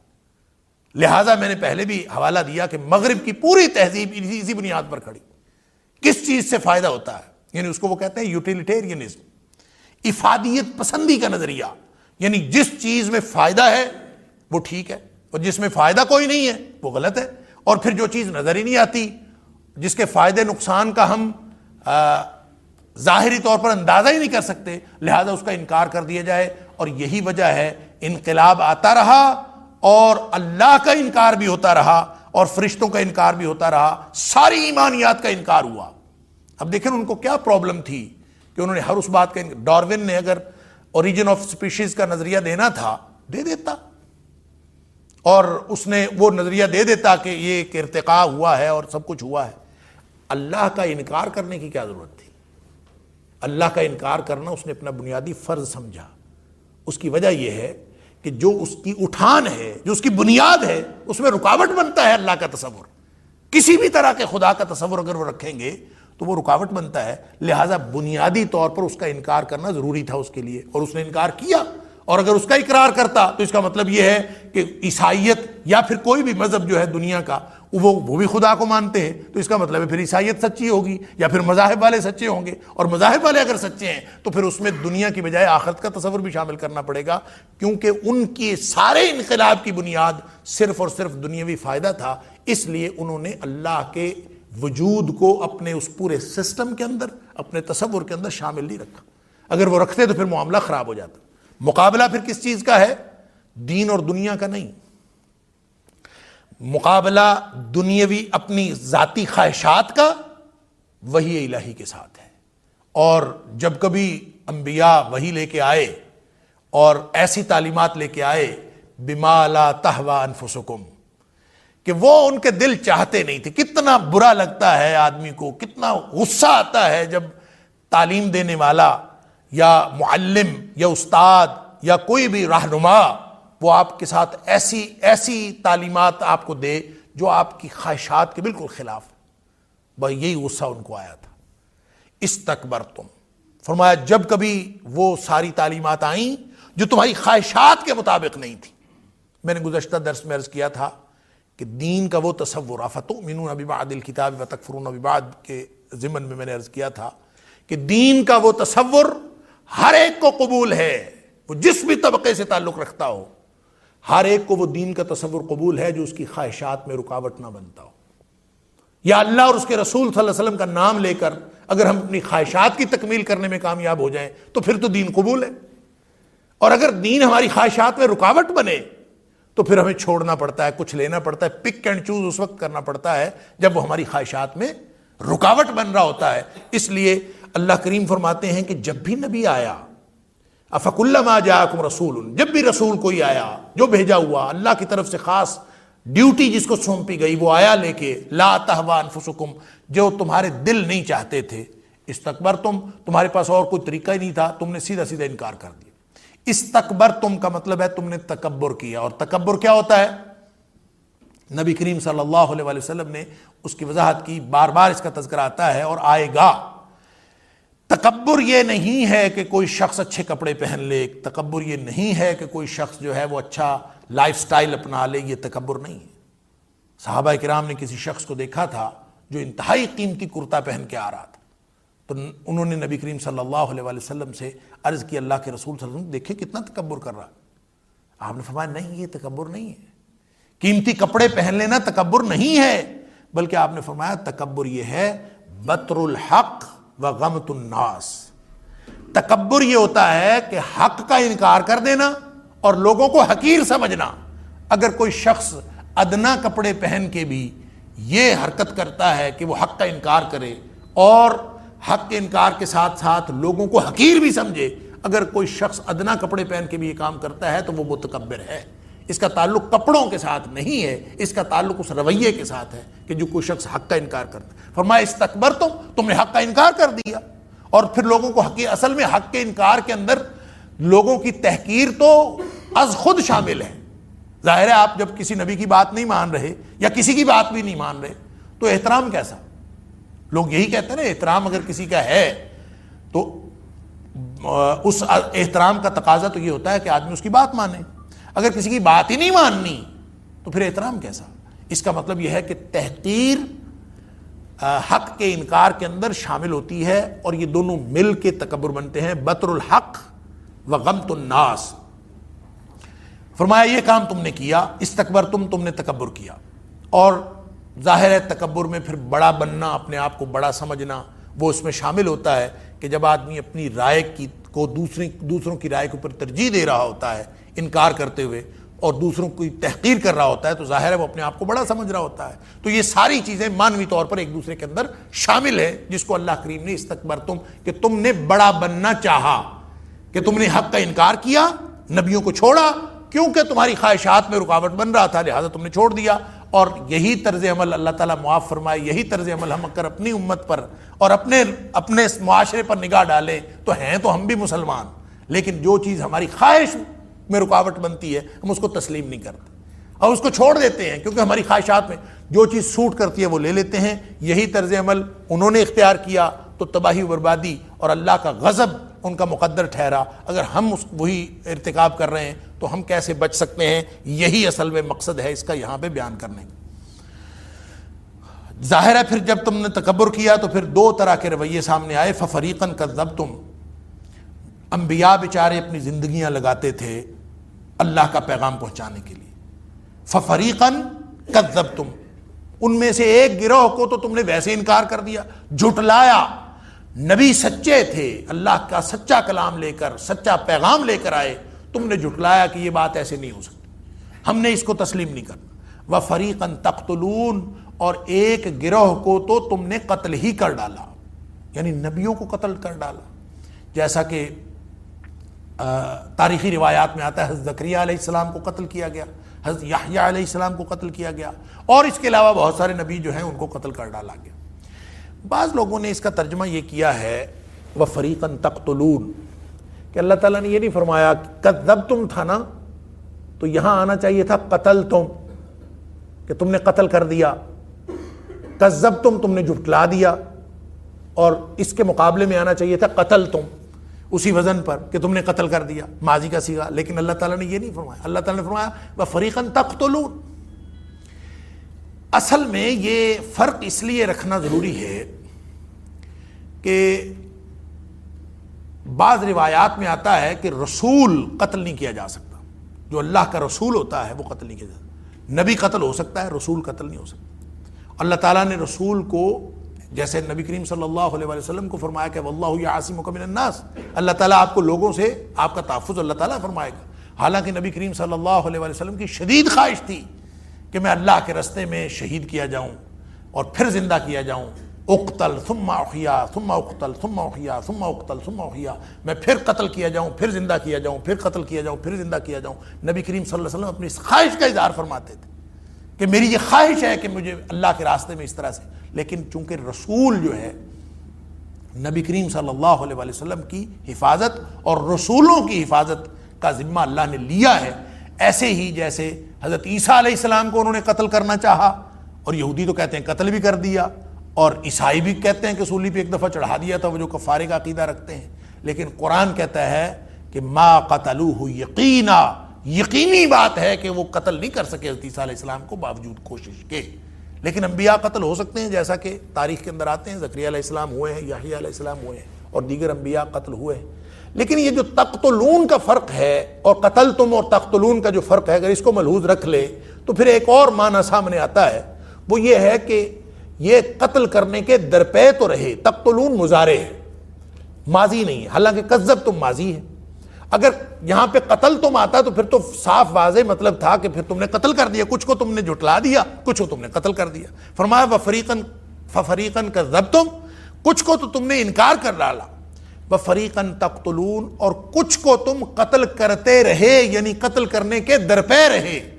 تو فعل مضارع ایک جاری عمل کی نشاندہی کرتا ہے کہ تم ان کے ساتھ لڑتے رہے۔ مقاتلہ کرنا اس کا مطلب محض لڑنا بھی ہوتا ہے کہ تم ٹکراتے رہے انبیاء کے ساتھ، رسولوں کے ساتھ، ان کو قتل کرنے کے درپے رہے۔ قتل کیا یا نہیں کیا اس کا اس کے ساتھ تعلق نہیں ہے، بلکہ ان کے طرز عمل کی نشاندہی کی جا رہی ہے کہ وہ نبیوں کے ساتھ ان کو قتل کرنے تک کے درپے رہے اور کرتے رہے۔ جیسا کہ نبی کریم صلی اللہ علیہ وسلم کو بھی دار الندوہ کے اندر کیا مشورہ ہوا تھا، کب مشورہ نہیں ہوا کہ نبی کریم صلی اللہ علیہ وسلم کو نعوذ باللہ من ذالک قتل کر دیا جائے۔ انہوں نے مشرکین مکہ نے بھی اپنی پوری کوشش کر لی۔ مدینہ کے اندر نبی کریم صلی اللہ علیہ وسلم جب بنو قینقاع کے ایک جھگڑے کا فیصلہ کرنے کے لیے تشریف فرما تھے تو انہوں نے اوپر سے پتھر پھینک کے، بڑا پتھر پھینک کے نبی پاک صلی اللہ علیہ وسلم کو ختم کرنا چاہا۔ الا ھذا القیاس وفریقا تقتلون، کہ تم ایک گروہ کو ہمیشہ ان کے خلاف ٹکراتے رہے اور قتل کرنے کے درپے رہے۔ قتل کیا یا نہیں کیا یہ اس سے مراد نہیں ہے، اس سے مراد ان کی وہ جد و جہد ہے اور اس کی پوری زندگی کی کاوش ہے جو کفار کرتے رہے ہیں۔ یہ یہود نے بھی کی، بنی اسرائیل نے بھی کی، اور ہر دور کے کافر انبیاء کے خلاف اسی طرح ڈٹے رہے ہیں کہ وہ انبیاء کو نقصان پہنچائیں، انبیاء اور رسول کو۔ لیکن کسی کو نقصان پہنچنا ہے کہ نہیں پہنچنا یہ اللہ کا فیصلہ ہے، کوئی شخص اپنے فیصلے سے ان کو نقصان نہیں پہنچا سکتا۔ وَقَالُوا قُلُوبُنَا غُلْف، اب ان کی جو خرابیاں ہیں وہ بیان کرتے کرتے اللہ کریم نے ایک اور نشاندہی فرمائی۔ وَقَالُوا قُلُوبُنَا غُلْف، وہ کہتے تھے، انہوں نے کہا، وقالو، اور انہوں نے کہا، قلوبنا، ہمارے دل غلف، لپٹے ہوئے، اللہ، غلافوں میں، ہمارے دل غلافوں میں لپٹے ہوئے۔ اب یہ بات جو ہے کہ غلافوں میں لپٹے ہوئے ہیں، اس سے مراد کئی طرح سے مفسرین نے معنی مراد لیا ہے۔ ایک تو یہ اصل میں یہ تھا کہ جب کبھی ان کو ہدایت کی، نبی کریم صلی اللہ علیہ وسلم کی تعلیمات کی اور اللہ کی وحی کی جب بھی دعوت دی جاتی تو وہ آگے سے بہانے بناتے تھے، اور ان کے جو سارے بہانے ہیں وہ اس غلف کے لفظ کے اندر شامل ہیں، اس لیے اس سے مختلف معنی مراد لیے گئے ہیں۔ مثال کے طور پر ایک معنی تو یہ تھا کہ وہ کہتے تھے ہمیں تمہاری بات کی سمجھ نہیں آتی، ہمارے دل جو ہیں وہ لپٹے ہوئے ہیں، ہمارے دل پتھر ہوئے پڑے ہیں، ہمیں تمہاری بات ہی نہیں سمجھ آتی، اور تمہاری بات چونکہ سمجھ نہیں آتی اس لیے ہم ہدایت پر چل نہیں سکتے۔ اور بعض اوقات اس میں ظاہری طور پر معذوری کا اظہار کرتے تھے کہ ہم کیا کریں، ہمیں سمجھ نہیں آتی تمہاری بات کی، ہمارے دل جو ہیں وہ اتنے سخت ہوئے پڑے ہیں، یا اس قدر ہم پتھر دل ہیں کہ ہمارے اوپر سمجھ نہیں آتی، ہمارے دلوں کے اوپر تمہارے اس نصیحت کا اثر کوئی نہیں ہوتا۔ تو یہ چونکہ اثر نہیں ہوتا اس لیے ہم ہدایت قبول نہیں کر سکتے۔ بعض اوقات وہ اسی بات کو یوں بیان کرتے تھے کہ ہمارے دل جو ہیں وہ علم و حکمت سے پر ہے، اب مزید کسی علم کی گنجائش نہیں ہے، ہم پہلے سے بڑا علم رکھتے ہیں۔ اچھا، بعض اوقات کہتے تھے کہ اس کے اندر معقولیت ہی کوئی نہیں، یعنی نبی کریم صلی اللہ علیہ وسلم کی تعلیمات، اللہ کا قرآن، اور وہ کہتے تھے کہ اس کے اندر کوئی معقولیت نہیں، ہم چونکہ معقول لوگ ہیں، ہم چونکہ عقل کو ماننے والے اور لاجک کو ماننے والے لوگ ہیں، لہذا ہمیں تمہاری بات سمجھ نہیں آتی، ہمارے دل وہ غلافوں میں ہیں، یعنی محفوظ ہے، ہمارے دل محفوظ ہے، تمہاری طرح جو ان لاجیکل باتیں ہیں، غیر معقول باتیں ہیں یا نامعقول باتیں ہیں، ان کو ہمارے دل قبول نہیں کر سکتے۔ یہ جو سارے قسم کے بہانے ہیں ان کو اللہ کریم نے فرمایا وقالوا قلوبنا غلف، وہ اپنے دلوں کو ایک خاص کیفیت میں مبتلا گردانتے تھے کہ ہم محفوظ ہیں، یا ہم نصیحت اب کرنے کے قابل نہیں رہے، یا ہمارے دلوں پر نصیحت اثر نہیں کرتی، یا ہمارے دل علم و حکمت سے پر ہیں، اب اس کے اندر مزید گنجائش نہیں ہے، وہ یہ بہانہ کرتے تھے۔ یہ وہی بہانہ ہے جس کا مظاہرہ ہم اپنے معاشرے کے اندر بھی دیکھتے ہیں. کتنے لوگ ہیں جو صرف شریعت اسلامیہ کی بات اس لیے نہیں سنتے, وہ کہتے ہیں یہ مولوی ان لاجیکل باتیں کرتے ہیں. یہ لاجک کا زمانہ ہے تو لاجک کی بات کریں, اور make sense and doesn't make sense, یعنی معیار یہ ہے کوئی آدمی کوئی بات کرے وہ کہتے اس کی کیا سینس بنتی, کیا تک بنتی. حتیٰ کہ بعض لوگوں نے تو یہاں تک کہہ دیا ہے کہ حدیث کو پرکھنے کا معیار یہ ہے کہ جس کی سینس بنتی ہے وہ حدیث ہے, جس کی سینس نہیں بنتی وہ حدیث ہے ہی نہیں. یہ تک معیار قرار دے دیا. یعنی یہ باقاعدہ ان لوگوں نے یہ بات کہی ہے جن لوگوں کو صاحب علم گردانا جاتا ہے, اور وہ کہتے ہیں کہ اگر معقولیت نظر آئے تو کہتے ہیں ایک سینس ڈیولپ ہوتی ہے جو بتا دیتی ہے کہ حدیث صحیح ہے یہ غلط ہے. ان اصولوں کو پرکھنا ضروری نہیں ہے جو محدثین نے ساری زندگیاں لگا کر بنائے, بلکہ صرف ایسے ہی پتہ چل جاتا ہے کہ یہ کوئی جو بات کہی جا رہی ہے کہ یہ سینس بنتی ہے کہ نہیں بنتی. وہ کہتے ہیں اسی سے پتہ چل جاتا ہے کہ یہ حدیث صحیح ہے کہ غلط ہے. بھئی یہ سینس, میری سینس اور کام کرے گی, آپ کی سینس اور کام کرے گی, کس کی سینس کو بنیاد بنائیں گے؟ اور پھر ہماری سینس تو کام ہی اس وقت کرتی ہے جس میں ہمارا فائدہ ہو. ہم جس میں اپنا فائدہ سمجھتے ہیں, ہر طبقے کی سینس جو وہ مختلف طرح سے کام کرتی ہے, اور جس طبقے کو جس بات میں فائدہ ہوتا ہے اس کی سینس اس طرح سے کام کر رہی ہوتی ہے. یہی وہ بنیادی بات ہے کہ ہم کہتے ہیں وقالوا قلوبنا غلف. پڑھے لکھے لوگ, ڈگریوں والے لوگ, وہ کہتے ہیں کہ آپ کو آپ کی شریعت وہ ہماری زبان میں بات کرنا نہیں آتی, ہمارے لیول کی بات ہی نہیں, ہماری سطح کی کوئی بات ہو تو پھر ہم مانیں. کفار مکہ اور یہ جو یہود مدینہ یہی کہا کرتے تھے کہ آپ لوگوں کی جو بات ہے وہ ہماری سطح سے نیچے ہے, ہمارے دل وہ کہیں اوپر ہے, ہم اس سطح کی بات کو تسلیم کرنے کے قابل ہی نہیں ہے. اس کو قرآن نے مختلف جگہوں پہ بیان فرمایا ہے. ایک جگہ پہ یہ بھی فرمایا وقالوا قلوبنا فی اکنۃ مما تدعونا, کہ جو کچھ تم ہمیں بتاتے ہو نا ہمارے دلوں کے اور اس کے درمیان میں پردہ ہے, ہمارے دل پردے میں ہیں. سورہ فصلت حامیم سجدہ کے اندر فرمایا کہ ہمارے دل پردے میں ہیں. کیا مطلب؟ کہ جو چیز تم کہتے ہو وہ ہمارے دلوں میں ہماری سمجھ میں آنے والی نہیں, ہمارے دل و دماغ میں آنے والی نہیں. اور یہ طرز عمل حقیقت میں ہوتا ہے استکبار کا. یہ استکبار کا ایک طریقہ ہے کہ آپ کسی کو کہہ دیں کہ نہیں بھائی تمہاری بات میری سمجھ میں نہیں آتی, تمہاری بات میری سمجھ میں نہیں آتی, میرا دل دماغ تمہاری بات قبول کرنے کے لیے تیار نہیں ہے. دیکھیں ایک دوسرے کی بات ہو, کسی ایک کی بات دوسرا قبول نہ کرے, دوسرے کی بات پہلا قبول نہ کرے, شاید معاملہ چل جائے. لیکن جب اللہ اور اس کے رسول صلی اللہ علیہ وسلم کی بات ہو, اللہ کے قرآن کی بات ہو, نبی پاک صلی اللہ علیہ وسلم کے فرمان کی بات ہو, تو پھر ہمیں وہ سینس قبول کرنی پڑے گی, وہ لاجک قبول کرنی پڑے گی جو اللہ اور اس کے رسول صلی اللہ علیہ وسلم نے بتائی.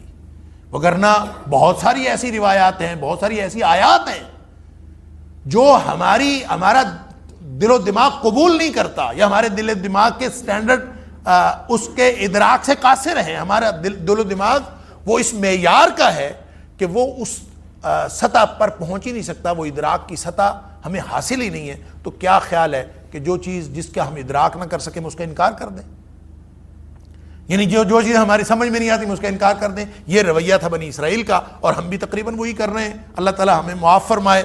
اور وقالوا قلوبنا غلف, اور نہیں بھئی ہماری سمجھ میں تو بات نہیں آتی. یعنی مولوی کوئی بات کرتا ہے تو مولوی کی بات کو یہ کہہ کے رد کر دیا جاتا ہے کہ یہ مولوی کی بات, یہ سنے بغیر کہ وہ اللہ کا قرآن سنا رہا ہے, وہ نبی پاک صلی اللہ علیہ وسلم کا فرمان سنا رہا ہے. ہمارے یہاں ایک پروفیسر صاحب آئے, انہوں نے لیکچر دیا, جبر و قدر پہ لیکچر دیا. بعد میں مجھے اسٹوڈنٹس نے بتایا تو وہ جو نقطہ نظر بیان کر رہے تھے, ایک حدیث ان کے نقطہ نظر میں رکاوٹ بن رہی تھی, اور وہ حدیث بخاری شریف میں بھی ہے, مسلم شریف میں صحیح ترین حدیث. تو وہ ان کے نقطہ نظر میں رکاوٹ بن رہی تھی, لہٰذا انہوں نے کہا, یہ اسٹوڈنٹس نے مجھے بعد میں بتایا کہ انہوں نے کہا کہ میں اس حدیث کو مانتا ہی نہیں ہوں, یہ حدیث ٹھیک نہیں ہے. یہ ہے اصل وقالوا قلوبنا غلف. میں جس سطح کا آدمی ہوں تمہاری بات اس سطح کی نہیں. ایک دوسرے کے لیے ہم یہ بات کر لیں تو شاید قابل برداشت ہو. جب اللہ اور اس کے رسول صلی اللہ علیہ وسلم کی بات کے مقابلے میں یہ بات کی جاتی ہے تو یہ کفر ہے. وقالوا قلوبنا غلف, یہ کہنا کہ میرا دل دماغ وہ کچھ اور سطح کا ہے, تمہاری بات اور سطح کی ہے. یہ ہماری آپس کی باتوں میں ہو سکتا ہے, اللہ اور اس کے رسول صلی اللہ علیہ وسلم کی باتوں کے بارے میں ہوگا تو کیا ہوگا. فرمایا یہ کوئی قابل فخر بات ہے؟ وہ تو سمجھتے تھے نا قابل فخر بات، اور نہیں بھائی تمہاری بات ہماری سمجھ میں نہیں، اور سمجھتے یہ تھے کہ یہ قابل فخر بات ہے، ہم اور لیول کے لوگ ہیں، ہماری سمجھ میں تمہاری باتیں نہیں آتی، یہ اس کو قابل فخر سمجھتے تھے۔ اللہ تعالیٰ نے فرمایا بدبختو تمہیں سمجھ نہیں آئی، بل لعنہم اللہ بکفرہم، یہ تو اللہ نے لعنت کی ہوئی ہے۔ ایسے دل اس وقت ہوتے ہیں، ایسے دل دماغ اس وقت ہوتے ہیں جب اللہ کی لعنت ہو جائے، اللہ اکبر، نصیحت اثر کرنا چھوڑ جائے، تو یہ تو ایک لعنت کی کیفیت ہے۔ لعنت کا مطلب ہوتا ہے اللہ کی رحمت سے دوری۔ فرمایا بل لعنہم اللہ بکفرہم، انہوں نے مسلسل استکبار کیا، مسلسل کفر کیا، مسلسل سرکشیاں کی، مسلسل اللہ اور اس کے رسول صلی اللہ علیہ وسلم کی نافرمانیاں کی، نتیجہ یہ بنا بل لعنہم اللہ بکفرہم۔ یہ قابل فخر بات نہیں ہے، بلکہ حقیقت یہ ہے لعنہم اللہ، اللہ نے لعنت کر دی ہے ان کے اوپر، بکفرہم، ان کے مسلسل کفر کی وجہ سے۔ فقلیلا ما یؤمنون، لہذا امکان کوئی نہیں ہے اب ایمان لانے کا، فقلیلا، پس بہت تھوڑے ہیں، ما یؤمنون، جو ایمان لائیں گے، یا بہت تھوڑا ہے جو وہ ایمان لائیں گے۔ دونوں معنی ہو سکتے ہیں کہ ان میں سے چند لوگ ایمان لا سکتے ہیں، یا اگر اب ان کے دلوں میں ایمان جائے بھی تو اس قدر نہیں جاتا جس قدر ایمان کی ضرورت ہے اور جس قدر تقاضا ہے کہ وہ لوگ ایمان لائیں۔ دونوں معنی اس کے ہو سکتے ہیں۔ اللہ اکبر۔ وَلَمَّا جَاءَهُمْ كِتَابٌ مِّنْ عِنْدِ اللَّهِ، گویا ایسی کیفیت جب دل پر نصیحت اثر کرنا ختم ہو جائے، اس وقت انسان کو فکر کرنا چاہیے کہ اس کا مطلب ہے یہ لعنت کی کیفیت ہے۔ جیسے نبی کریم صلی اللہ علیہ وسلم نے فرمایا، قرآن کہتا ہے کَلَّا بَلْ رَانَ عَلَىٰ قُلُوبِهِمْ، جیسے یہ وہ لوگ ہیں جن کے دلوں پر اللہ نے زنگ لگ گیا ہے، بل ران علی قلوبہم، ان کے دلوں کے اوپر زنگ لگ گیا ہے، پردہ پڑ گیا۔ رین کہتے ہیں زنگ کو، اور نبی کریم صلی اللہ علیہ وسلم نے فرمایا کہ جب کوئی شخص کوئی بھی گناہ کرتا ہے، گناہوں کی وجہ سے، مسلسل کفر کی وجہ سے، مسلسل اللہ اور اس کے رسول صلی اللہ علیہ وسلم کی نافرمانی کی وجہ سے دلوں کی یہ کیفیت ہو جاتی ہے، یا آدمی کہتا ہے قلوبنا غلف، کہ میرا دل دماغ تمہاری بات نہیں مان سکتا، یہ کیفیت ہوتی ہے مسلسل استکبار کی وجہ سے۔ نبی پاک صلی اللہ علیہ وسلم نے فرمایا کہ ایک آدمی گناہ کرتا ہے، اس کے دل پر سیاہ نقطہ لگ جاتا، اگر تو اس کے بعد وہ نیکی کرے تو وہ دھل جاتا ہے۔ ان الحسنات یذہبن السیئات، قرآن کا اصول ہے کہ جب بھی نیکی کرو گے تو برائیوں کے آثار ختم ہو جائیں گے، اور اگر کوئی آدمی پھر برائی کرتا ہے، ایک دوسرا نقطہ لگ گیا، پھر برائی کی، ایک تیسرا نقطہ لگ گیا، چلتے چلتے کرتے کرتے پورا دل سیاہ ہو گیا۔ پھر نبی کریم صلی اللہ علیہ وسلم نے فرمایا یہی وہ رین ہے، یہی وہ زنگ ہے جس کا ذکر اللہ کریم نے قرآن میں فرمایا کَلَّا بَلْ رَانَ عَلَىٰ قُلُوبِهِمْ، کہ ان کے دلوں کے اوپر زنگ لگ جاتا ہے۔ اب ظاہر ہے جب زنگ لگ گیا تو اب نصیحت کا کرنٹ پاس ہی نہیں ہوتا، نہ کوئی چیز اندر جاتی ہے نہ کوئی چیز باہر آتی ہے۔ یہی وہ بات ہے جو نبی کریم صلی اللہ علیہ وسلم نے اس حدیث میں فرمائی جو آپ نے پہلے بھی سن رکھی ہے، بڑی معروف حدیث۔ آپ نے فرمایا دلوں کو زنگ لگ جاتا ہے جس طرح لوہا پانی میں پڑا رہے تو اس کو زنگ لگ جاتا ہے۔ ان القلوب لتصدع کما یصدع الحدید اذا اصابہ الماء، جیسے لوہا پانی میں پڑا رہے تو اس کو زنگ لگ جاتا ہے اور وہ ناکارہ ہو جاتا ہے، فرمایا اسی طرح دلوں کو بھی زنگ لگ جاتا ہے اور وہ ناکارہ ہو جاتے ہیں جس طرح لوہے کو زنگ لگتا ہے اور ناکارہ ہو جاتے ہیں۔ تو صحابہ کرام نے پوچھا اللہ کے رسول صلی اللہ علیہ وسلم اگر ایسی کیفیت بن جائے تو پھر کیا کرے؟ وما جلاؤہا یا رسول اللہ صلی اللہ علیہ وسلم، اللہ کے رسول صلی اللہ علیہ وسلم اگر زنگ لگ جائے تو اس کو صاف کرنے کا بھی کوئی طریقہ ہے؟ فرمایا ہاں ہے، کثرت ذکر الموت و تلاوت القرآن، زیادہ سے زیادہ اپنی موت کو یاد کیا کرو اور قرآن کی تلاوت زیادہ سے زیادہ کیا کرو۔ اگر یہ دو کام کرو گے تو دلوں کا زنگ اتر جائے۔ اللہ تعالی ہم سب کے دلوں کا زنگ اتارے اور ہمارے دلوں کو ایمان کے لیے اللہ تعالی سازگار بنائے۔ فقلیلا ما یؤمنون، اگر یہ دل سازگار نہ ہوئے تو ایمان نہیں آ سکتا۔ ولما جاءہم کتاب من عند اللہ مصدق لما معہم، اب اللہ تعالیٰ اسی بات کو اور وضاحت فرما رہے ہیں کہ تمہاری خرابیاں، یعنی بنی اسرائیل کی خرابیاں، اس کے مختلف پہلو بیان ہو رہے ہیں۔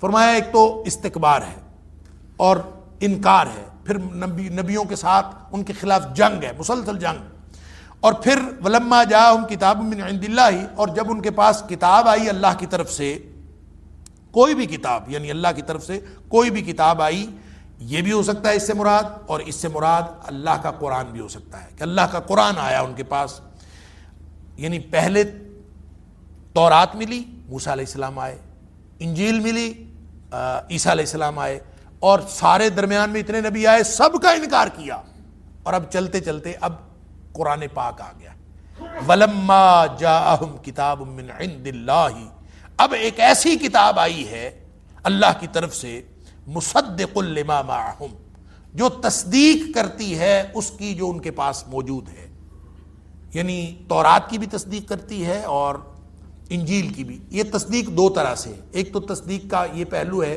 کہ قرآن کہتا ہے وہ سچی کتاب ہے، یہ الگ بات ہے، یحرفون الکلم عن مواضعہ، کہ انہوں نے اس میں تحریف کر ڈالی ہے، اس کو بدل ڈالا ہے، وَنَسُوا حَظًّا مِّمَّا ذُكِّرُوا بِهِ، سورۃ المائدہ کے اندر فرمایا، اور بہت سارا تو ویسے ہی انہوں نے اس میں سے نکال دیا اور بہت سارا بدل ڈالا۔ تو یہ مختلف تحریف والی کتابیں ہیں، تحریف شدہ ہیں، لیکن ہیں یہ اللہ کی نازل کردہ کتابیں۔ ایک تو تصدیق یہ ہے، دوسری تصدیق اس طرح سے ہے کہ جو جو پیشین گوئیاں ان میں بیان ہوئی تھیں تورات اور انجیل میں، قرآن ان کا مصداق ہے، مصدق لما معہم، قرآن ان کا مصداق بنتا ہے کہ جو انہوں نے پیشگوئیاں کی تھیں قرآن اب اس کے مصداق کے طور پر موجود ہے۔ یہ بھی معنی ہو سکتا ہے مصدق لما معہم۔ وَكَانُوا مِن قَبْلُ يَسْتَفْتِحُونَ، اور وہ تھے اس سے پہلے یستفتحون، فتح طلب کرتے، فتح مانگتے۔ استفتاح میں نے آپ کو پہلے بھی عرض کیا تھا کہ الف سے، الف سین اور تا، جیسے استکبرتک میں آیا، یہ یہاں پہ آیا یستفتحون، یہ سین اور تا جو ہے، الف سین تا یا یا سین تا، یہ اصل میں جس بھی لفظ کے ساتھ آتا ہے اس میں طلب پائی جاتی ہے۔ تو یستفتحون، فتح طلب کرتے تھے، فتح مانگتے تھے، علی الذین کفروا، ان لوگوں پر جو کافر ہوئے۔ تو یہ جو یہودی تھے مدینہ کے اندر آئے، اور یہ سارے یہودی مختلف جگہوں سے اکٹھے ہو کر یثرب میں اس لیے آئے تھے کہ پہلی کتابوں میں یہ بات موجود تھی کہ جو یثرب ہوگا یہ دار الہجرہ ہوگا آخری نبی کا، اور یہ لوگ آئے بھی وہاں اسی لیے تھے۔ اور جب کبھی ان کی مشرکوں کے ساتھ جنگ ہوتی، مشرکین قبائل مدینہ کے اندر دو بڑے قبائل تھے، بت پرست قبائل، اوس اور خزرج، اور ان کے ساتھ ان کی لڑائیاں ہوتی رہتی، کبھی اوس اور خزرج آپس میں لڑتے، یہ ان میں سے آدھے یہودی ان کے ساتھ ہو جاتے، آدھے یہودی ان کے ساتھ ہوتے، اس طرح بھی لڑائیاں ہوتی۔ بعض اوقات اوس اور خزرج کی لڑائیاں یہودیوں کے ساتھ ہوتی، مشرکوں کی اور یہودیوں کی، ان کے ساتھ لڑائیاں ہوتی۔ تو چونکہ یہودی بنیادی طور پر بزدل قوم، باوجود مالی غلبے کے اور ثقافتی غلبے کے، جنگ کے اندر یہ لوگ ہمیشہ یہ کتراتے ہیں اور یہ لڑنا چاہتے نہیں ہیں۔ یہ جب بھی لڑائی لڑتے ہیں یہ سامنے کھلم کھلا نہیں لڑتے، اور قرآن میں اللہ تعالیٰ نے فرمایا سورہ حشر میں، یقاتلونکم فی قری محصنۃ او من وراء جدر، کہ یہ آپ کے ساتھ لڑیں گے نا اگر، تو یا تو قلعہ بند ہو کے لڑتے ہیں یا پھر دیوار کے پیچھے ہو کے لڑتے ہیں۔ یعنی یہودی ہمیشہ سازش کرے گا دیوار کے پیچھے بیٹھ کے، اور خود سامنے آ کے نہیں لڑتا، اور اس کی بجائے جو مشرک ہوتے ہیں باوجود اس بات کے کہ وہ معبودان باطل کو ماننے والے ہوتے ہیں، لیکن ان کے اور یہودیوں کے درمیان یہ فرق بہرحال ہے کہ مشرک سامنے آ کے لڑتا ہے، اور یہودی جو ہے یہ کبھی سامنے آ کے نہیں لڑتا، یہ پیچھے پیٹھ پیچھے لڑتا ہے۔ تو لیکن جب کبھی ان کی آپس میں سامنے لڑائی ہو جائے دو بدو، تو پھر یہ مشرکوں سے کبھی جیت نہیں سکتے۔ تو چونکہ مشرک ان کے اوپر غالب آ جاتے تھے، تو اس کا نتیجہ یہ نکلتا تھا کہ یہ پھر اس کے دعائیں مانگتے تھے کہ ہمارا وہ جو نبی آنے والا ہے وہ آ جائے تو پھر ہمیں فتح حاصل ہوگی۔ وَكَانُوا مِن قَبْلُ يَسْتَفْتِحُونَ عَلَى الَّذِينَ كَفَرُوا، یہ فتح مانگتے تھے کہ ہمیں فتح حاصل ہوگی، جب نبی آئیں گے تو پھر ہمیں فتح حاصل کریں گے۔ اس کے دو معنی مفسرین نے کیے ہیں یستفتحون۔ ایک تو استفتاح بمعنی استنصار ہے، حضرت ابن عباس رضی اللہ تعالیٰ عنہ فرماتے ہیں کہ دعائیں کیا کرتے تھے، اور یہ جو اس سے مراد دعا ہے، علامہ ابن کثیر نے بھی لکھا ہے کہ یہ بہت دعائیں کرتے تھے، یا اللہ اس نبی کو لے آ تاکہ ہمیں فتح حاصل ہو، تو یہ فتح کی دعائیں مانگتے تھے، یہ اس سے مراد۔ بلکہ علامہ قرطبی نے تو ایک دعا بھی نقل کی ہے ابن عباس رضی اللہ تعالیٰ عنہ کے حوالے سے، اور دعا کے الفاظ بھی نقل کیے ہیں کہ یہ باقاعدہ یہ دعا مانگا کرتے تھے، لیکن وہ روایت بہت ہی ضعیف ہے، تو وہ دعا اسپیسیفکلی مانگتے تھے یا نہیں مانگتے تھے، لیکن یہ بات یقینی ہے کہ یہ لوگ مانگتے تھے دعائیں، اور اس دعا کا ذکر استفتاح کا مطلب ہوگا کہ وہ دعائیں مانگتے ہیں فتح کی۔ دوسری بات یہ ہے یستفتحون کا مطلب یہ ہے کہ دوسروں کو خبر دینا کہ ہمیں فتح حاصل ہوگی. فتح مانگنا ایک تو دعا کے معنوں میں ہے، ایک فتح مانگنا خبر کے معنوں میں ہے کہ لوگوں کو خبر دیتے تھے. اس کی جو وضاحت ایک انصاری کی روایت میں ہے جو علامہ شوکانی نے فتح القدیر میں بھی لکھی ہے اور علامہ ابن جریر نے اپنی تفسیر طبری کے اندر بھی لکھی ہے، اور وہ روایت ہے عاصم بن عمر بن قتادہ کی رضی اللہ تعالیٰ عنہ. اور وہ کہتے ہیں کہ ہم لوگ بت پرست قبائل سے تھے، یعنی اوس اور خزرج میں سے. ہماری جب ان کے ساتھ لڑائی ہوتی تو کہتے ہیں کہ ہم جانتے ہیں جتنا ہم سمجھتے ہیں اور جتنا ہم جانتے ہیں نبی کریم صلی اللہ علیہ وسلم کو، بلکہ نبی کریم صلی اللہ علیہ وسلم کے تشریف آوری سے قبل جتنا ہم نبی کریم صلی اللہ علیہ وسلم کے بارے میں، آپ کی خصوصیات کے بارے میں آگاہ ہو گئے تھے، اتنا کوئی نہیں جانتا تھا، باوجود اس بات کے کہ ہم بت پرست تھے. وہ کیفیت بتاتے ہیں اور وجہ بتاتے ہیں کہ کیوں ہم جانتے تھے. وہ کہتے ہیں اس لیے جانتے تھے کہ جب کبھی ہماری لڑائی ہوتی تھی نا یہودیوں کے ساتھ تو ہم یہودیوں پر فتح حاصل کر لیتے. جو ہی ہمیں فتح حاصل ہوتی تھی تو یہ ہمیں بتاتے تھے کہ ہمارا ایک نبی آنے والا ہے، یہ ہمیں سمجھاتے تھے کہ ایک نبی آنے والا ہے، اور اس نبی کی خصوصیات بھی بتاتے تھے، اور پھر یہ بتاتے تھے کہ جب وہ آ جائے گا پھر ہمیں فتح حاصل ہوگی. تو کہتے ہیں ان کے بتانے کی وجہ سے ہم لوگ اتنے آگاہ تھے کہ ہم سے زیادہ کوئی واقف نہیں تھا. لیکن عجیب معاملہ ہوا کہ جب نبی کریم صلی اللہ علیہ وسلم تشریف لے آئے تو حضرت عاصم فرماتے ہیں کہ ہم نے تو مان لیا، یہ بدبخت انہوں نے نہیں مانا. ہمیں جن کو یہ بتاتے تھے اور ہمارے اوپر یہ ہمیں خبر دیتے تھے اور فتح کی خوشخبری ہمیں سناتے تھے کہ ہمیں فتح ملنے والی ہے اور ہمارے اوپر برتری جتلاتے تھے، علی الذین کفروا، کن کافروں سے مراد وہ مشرکین کافر ہیں. تو کہتے ہیں ہم نے مان لیا اور انہوں نے نہیں مانا، حالانکہ اس سے پہلے ہمارے اوپر تذکرہ کرتے تھے. لہٰذا یستفتحون کا معنی دعا بھی مانگنا فتح کی یا پھر فتح کی خبر دینا، دونوں ہیں. فلما جاءہم، اور جب وہ آ گئے نبی کریم صلی اللہ علیہ وسلم جن کے بارے میں وہ خبر بھی دیتے تھے، دعائیں بھی کرتے تھے اور یہ ساری گواہیاں موجود ہیں، وہ آ گئے ما عرفو، جس کو پہچان بھی لیا انہوں نے کہ یہ وہی ہے. نبی کریم صلی اللہ علیہ وسلم کو پہچان لیا. حضرت صفیہ رضی اللہ تعالی عنہ نے اپنے والد حیی بن اخطب اور اپنے چچا کی وہ جو گفتگو بیان کی ہے کہ جب پہلے ہی دن یہودیوں نے، وہ یہودیوں کے سردار تھے، انہوں نے جب نبی کریم صلی اللہ علیہ وسلم سے ملاقات کی، کہتے چچا ملاقات کر کے آئے تھے، آ کے والد کو بتا رہے تھے کہ میں ملاقات کر کے آیا ہوں، ہے تو وہی، ساری نشانیاں پوری ہیں، وہی ہے. معرفو، پہچان لیا، لیکن کفروا بہ. اور اس نے پوچھا کیا پھر ارادہ ہے؟ والد اور چچا کی گفتگو حضرت صفیہ فرماتی ارادہ کیا ہے؟ اگر وہی ہے تو پھر کیا ارادہ ہے؟ انہوں نے کہا جی ڈٹ کے مخالفت کریں گے، ارادہ یہ. کفروا بہ، انکار کر دیا. فلعنت اللہ علی الکافرین، وہ جو لعنت ہوئی ہے نا دلوں کے اوپر، وہ جو پیچھے فرمایا تھا بل لعنہم اللہ بکفرہم، کہ ان کے دلوں پر اللہ نے لعنت کر دی ہے. لعنت زدہ دل ہوتا ہے جو نصیحت قبول کرنے کے قابل نہیں رہتا. فرمایا یہ لعنت ایسے نہیں ہوئی، لعنت اس وجہ سے ہوئی ہے کہ جانتے بوجھتے ہوئے انہوں نے انکار کیا ہے.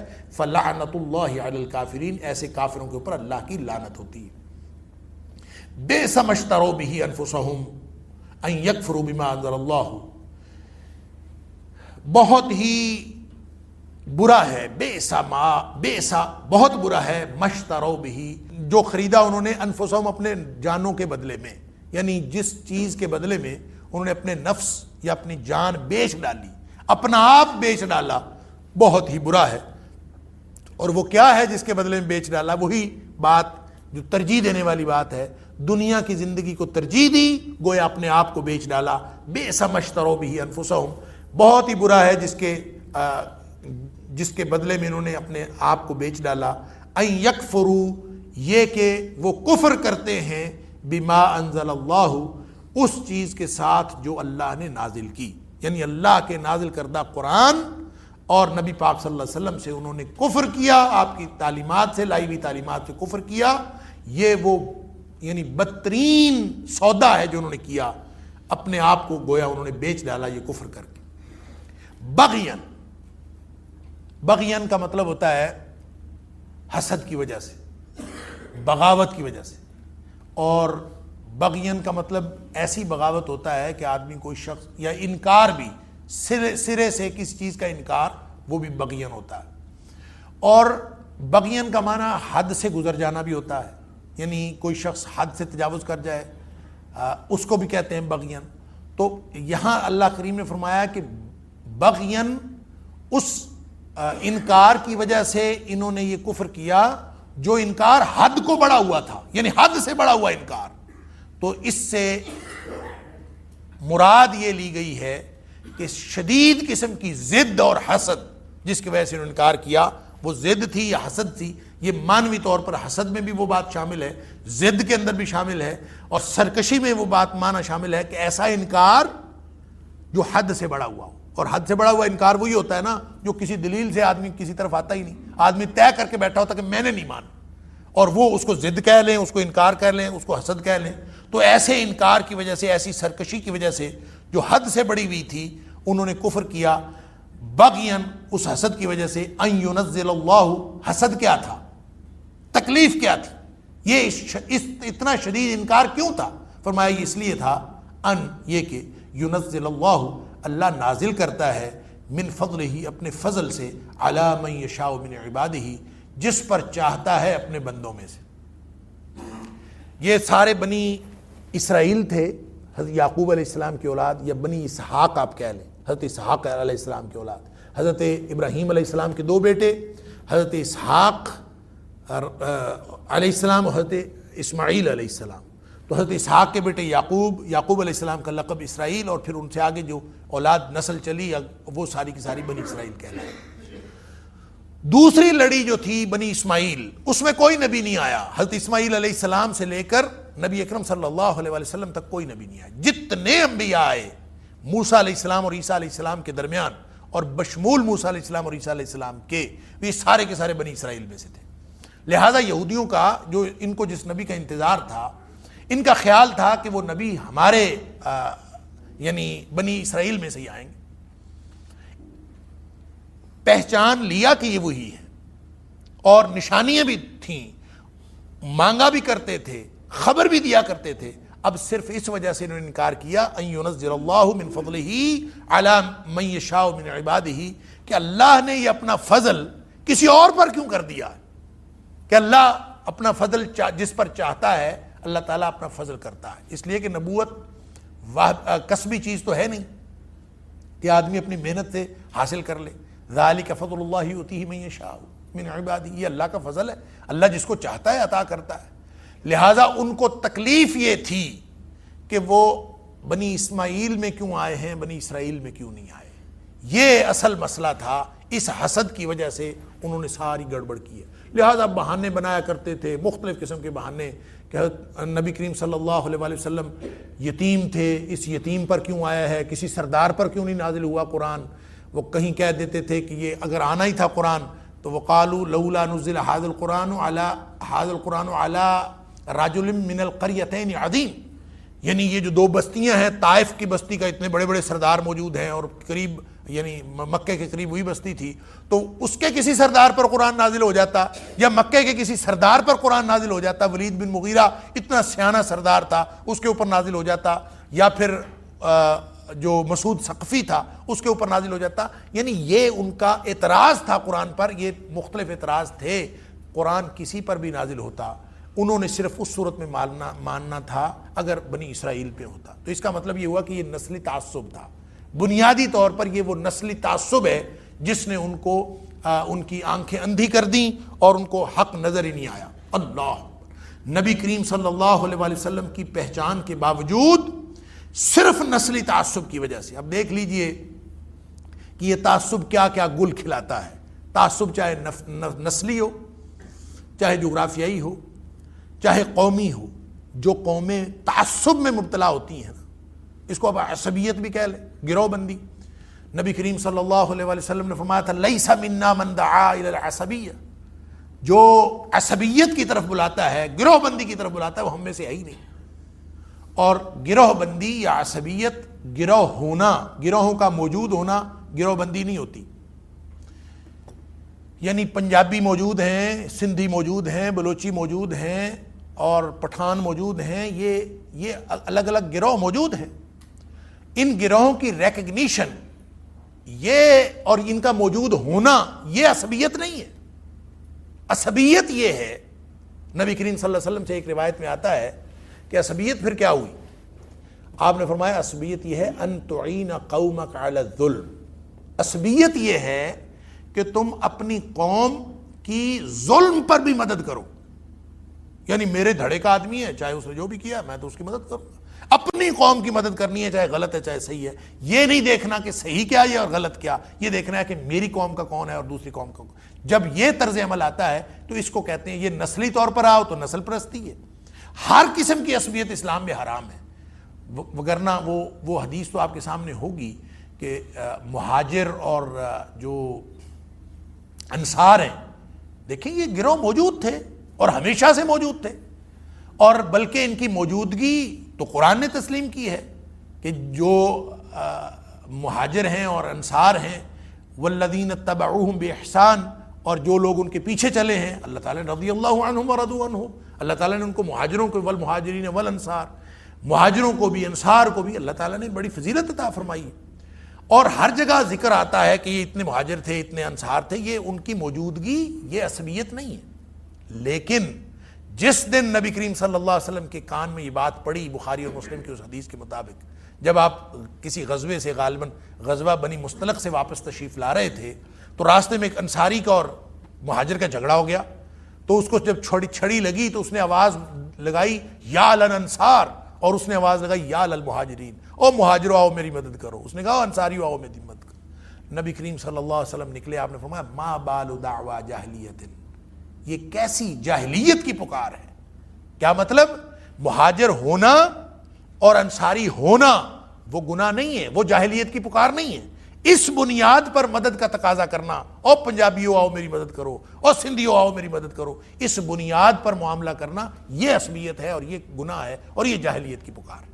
لہٰذا نبی پاک صلی اللہ علیہ وسلم فرمایا دعوہا، ایسی عصبیت کو چھوڑ دو. کوئی بھی قسم کی عصبیت جو ہے وہ زہر قاتل ہے. فرمایا فإنہا منتنا، یہ بدبودار ہے. منتنا ایسی چیز کو کہتے ہیں جو گلی سڑی ہوئی ہو، اور گلا سڑا ہوا پھل کسی اچھے تازہ پھل کی ٹوکری کے اندر رکھ دیا جائے تو سب کو گلا سڑا دے. فرمایا فإنہا منتنا، چھوڑ دو اس کو، یہ دعوہا، اس کو چھوڑ دو. فإنہا منتنا، یہ بہت بدبودار چیز ہے، یہ بیڑا غرق کر کے رکھ دیتی ہے، لہٰذا اس کو چھوڑ دو. تو یہ جو بیڑا غرق ہوا ان کا نسلی تعصب کی وجہ سے ہوا. یہ نسلی تعصب یہودیوں کے درمیان اس وقت بھی تھا، نبی کریم صلی اللہ علیہ وآلہ وسلم کے انکار کی وجہ، آپ کی نبوت کے انکار کی وجہ اور قرآن کے انکار کی وجہ بھی ان کا نسلی تعصب بنا. قرآن واضح طور پر بتا رہا ہے بغیا ان ينزل اللہ من فضلہ علی من یشاء من عبادہ. ان کو تکلیف صرف یہ تھی کہ یہ قرآن اس پر کیوں نہیں نازل ہوا جس پر ہمارا دل کرتا تھا یا ہماری نسل میں سے کسی پر نہیں آیا. اللہ تعالیٰ فرماتے ہیں فباؤوا بغضب علی غضب، ان کے اوپر پھر اللہ کا غصہ ہوا، غصے کے اوپر غصہ، غضب علی غضب. بعض لوگوں نے کہا ہے کہ دو غضب ہوئے، اور پھر دو غضب جو ہے اللہ کے دو غصے، ان کو پھر الگ الگ کرنے کی کوشش کی ہے کہ مثلا ایک غصہ تو ان کے اوپر اس لیے ہوا کہ انہوں نے تورات کا انکار کیا، انجیل کا انکار کیا، موسیٰ علیہ السلام کی نافرمانی کی، عیسیٰ علیہ السلام کی نافرمانی کی. پھر اللہ کی طرف سے اتنی زیادہ انعامات کے باوجود انہوں نے نافرمانیوں کا پورا سلسلہ رکھا. ایک غضب تو اس وجہ سے جو ان کی سابقہ تاریخ، اور دوسرا غضب ان کے اوپر اس لیے ہوا کہ نبی کریم صلی اللہ علیہ وسلم اور قرآن کا انکار کیا. ایک پچھلے ان کی ٹریک ریکارڈ اس کی وجہ سے، اور ایک جو اب انہوں نے کیا ہے، ان دونوں بنیادوں پر ان کے اوپر دو غضب ہوئے، غضب وفباؤوا بغضب علی غضب. لیکن حقیقت بات یہ ہے کہ اس سے مراد اللہ کے دو غصے نہیں ہیں. اللہ کا غصہ تو بھائی ایک بھی بہت زیادہ ہے. یہ غضب علی غضب کا مطلب ہے کہ بہت زیادہ غصہ ہوا. علامہ قرطبی نے اس کو مختلف روایات اور مختلف جو شواہد کی بنیاد پر یہ کہا ہے کہ یہ کبھی بھی نہیں سمجھنا چاہیے کہ غضب سے مراد، غضب علی غضب سے مراد اللہ کے دو غضب ہیں. نہیں، اس سے مراد ہے اللہ کا بہت زیادہ غضب ہوا. یہ صرف اس کی گریوٹی بتانے کے لیے یہ لفظ بتائے ہیں کہ فباؤوا بغضب علی غضب، ان کے اوپر بہت زیادہ غصہ اللہ کا ہوا. وللکافرین عذاب مہین، اور جو ایسے کافر ہیں جو اس طرح کا انکار کرتے ہیں ان کے لیے جو عذاب ہے وہ رسوا کن عذاب، مہین، اہانت والا. یعنی رسوائی ایک الگ عذاب ہوتا ہے جو کسی چیز کو، یعنی جسمانی عذاب، نفسیاتی عذاب اور مختلف قسم کے جو عذاب ہیں ان میں سے ایک عذاب کی کیفیت ہے کہ انسان رسوائی محسوس کرے، اور اللہ تعالیٰ نے فرمایا کہ دنیاوی اور اخروی طور پر ان کے لیے رسوائی ہے۔ پیچھے کہا تھا نا خزی فی الحیات الدنیا، دنیا کی زندگی میں بھی رسوائی، آخرت میں عذاب، تو ان کے لیے رسوائی ہے۔ اللہ تعالیٰ دنیا اور آخرت کی رسوائیوں سے ہمیں محفوظ فرمائے۔ وَإِذَا قِيلَ لَهُمْ آمِنُوا بِمَا أَنزَلَ اللَّهُ قَالُوا نُؤْمِنُ بِمَا أُنزِلَ عَلَيْنَا وَيَكْفُرُونَ بِمَا وَرَاءَهُ وَهُوَ الْحَقُّ مُصَدِّقًا لِمَا مَعَهُمْ قُلْ فَلِمَ تَقْتُلُونَ أَنبِيَاءَ اللَّهِ مِن قَبْلُ إِن كُنتُم مُؤْمِنِينَ۔ اور جب ان سے کہا جائے آمنو کہ ایمان لاؤ، بما انزل اللہ جو اللہ نے نازل کیا یعنی اللہ کا قرآن، اس پر ایمان لاؤ، قالو تو آگے سے یہ کہتے ہیں نؤمنو ہم ایمان لائیں گے، بما انزل علینا جو ہم پر نازل ہوا ہم صرف اس پر ایمان لائیں گے، یعنی تورات اور انجیل، اس کے علاوہ ہم نے کسی پر ایمان نہیں لانا۔ وَيَكْفُرُونَ بِمَا وَرَاءَهُ اور اس کے علاوہ جو کچھ بھی ہے اس کا وہ کفر کرتے ہیں، بِمَا وَرَاءَهُ جو اس کے بعد جو کچھ اس کے سوا، ورا کا مطلب تھا پیچھے، یعنی تورات اور انجیل آ گئی اس کے بعد ظاہر قرآن ہی ہے، تو کہا کہ ہم اس پر تو ایمان لائیں گے جو ہم پر نازل ہوا، اس کے بعد جو کچھ ہے اس کا وہ کفر کرتے ہیں۔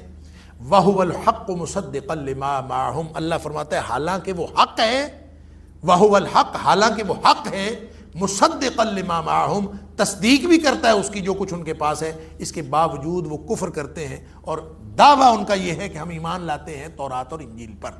اب اللہ تعالیٰ ایک سوال کرتے ہیں، اللہ تعالیٰ فرماتے ہیں اچھا یہ تم ایمان لاتے ہو تورات اور انجیل پر، حالانکہ وہ تورات اور انجیل پر بھی ایمان نہیں لاتے، جو نافرمان ہوتے ہیں وہ نافرمان ہوتے ہیں، جنہوں نے ماننا ہوتا ہے انہوں نے ماننا ہوتا ہے۔ فرمایا فَلِمَ تَقْتُلُونَ أَنبِيَاءَ اللَّهِ مِن قَبْلُ إِن كُنتُم مُؤْمِنِينَ اگر تم مومن ہو، اگر تم ایمان لائے ہو، یہ جو تم نے دعویٰ کیا ہے نؤمن بما انزل علینا کہ ہم پر جو نازل ہوا ہے ہم اس پر ایمان لائیں گے، اگر یہ دعویٰ سچا ہے تو پھر یہ بتاؤ، قل اے حبیب صلی اللہ علیہ وسلم ان سے پوچھئے فَلِمَ تَقْتُلُونَ أَنبِيَاءَ اللَّهِ یہ اللہ کے نبیوں کے ساتھ لڑتے کیوں رہے ہیں؟ پھر یہ جو پہلے نبی آئے تھے موسیٰ علیہ السلام سے لے کر عیسیٰ علیہ السلام تک، اور درمیان میں آنے والے سارے نبی، ان کے ساتھ ان کی جنگ کیوں تھی؟ ان کے ساتھ کیوں لڑتے رہے؟ ان کنتم مومنین اگر تم مومن ہو تو پھر تمہاری لڑائی ان کے ساتھ کیوں تھی؟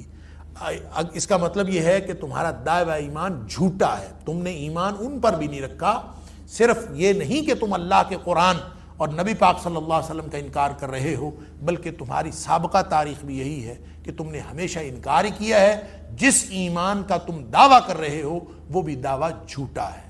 اللہ تعالی ہم سب کو اس طرح کے طرز عمل سے بچنے کی توفیق عطا فرمائے۔ وآخر دعوانا ان الحمد للہ رب العالمین۔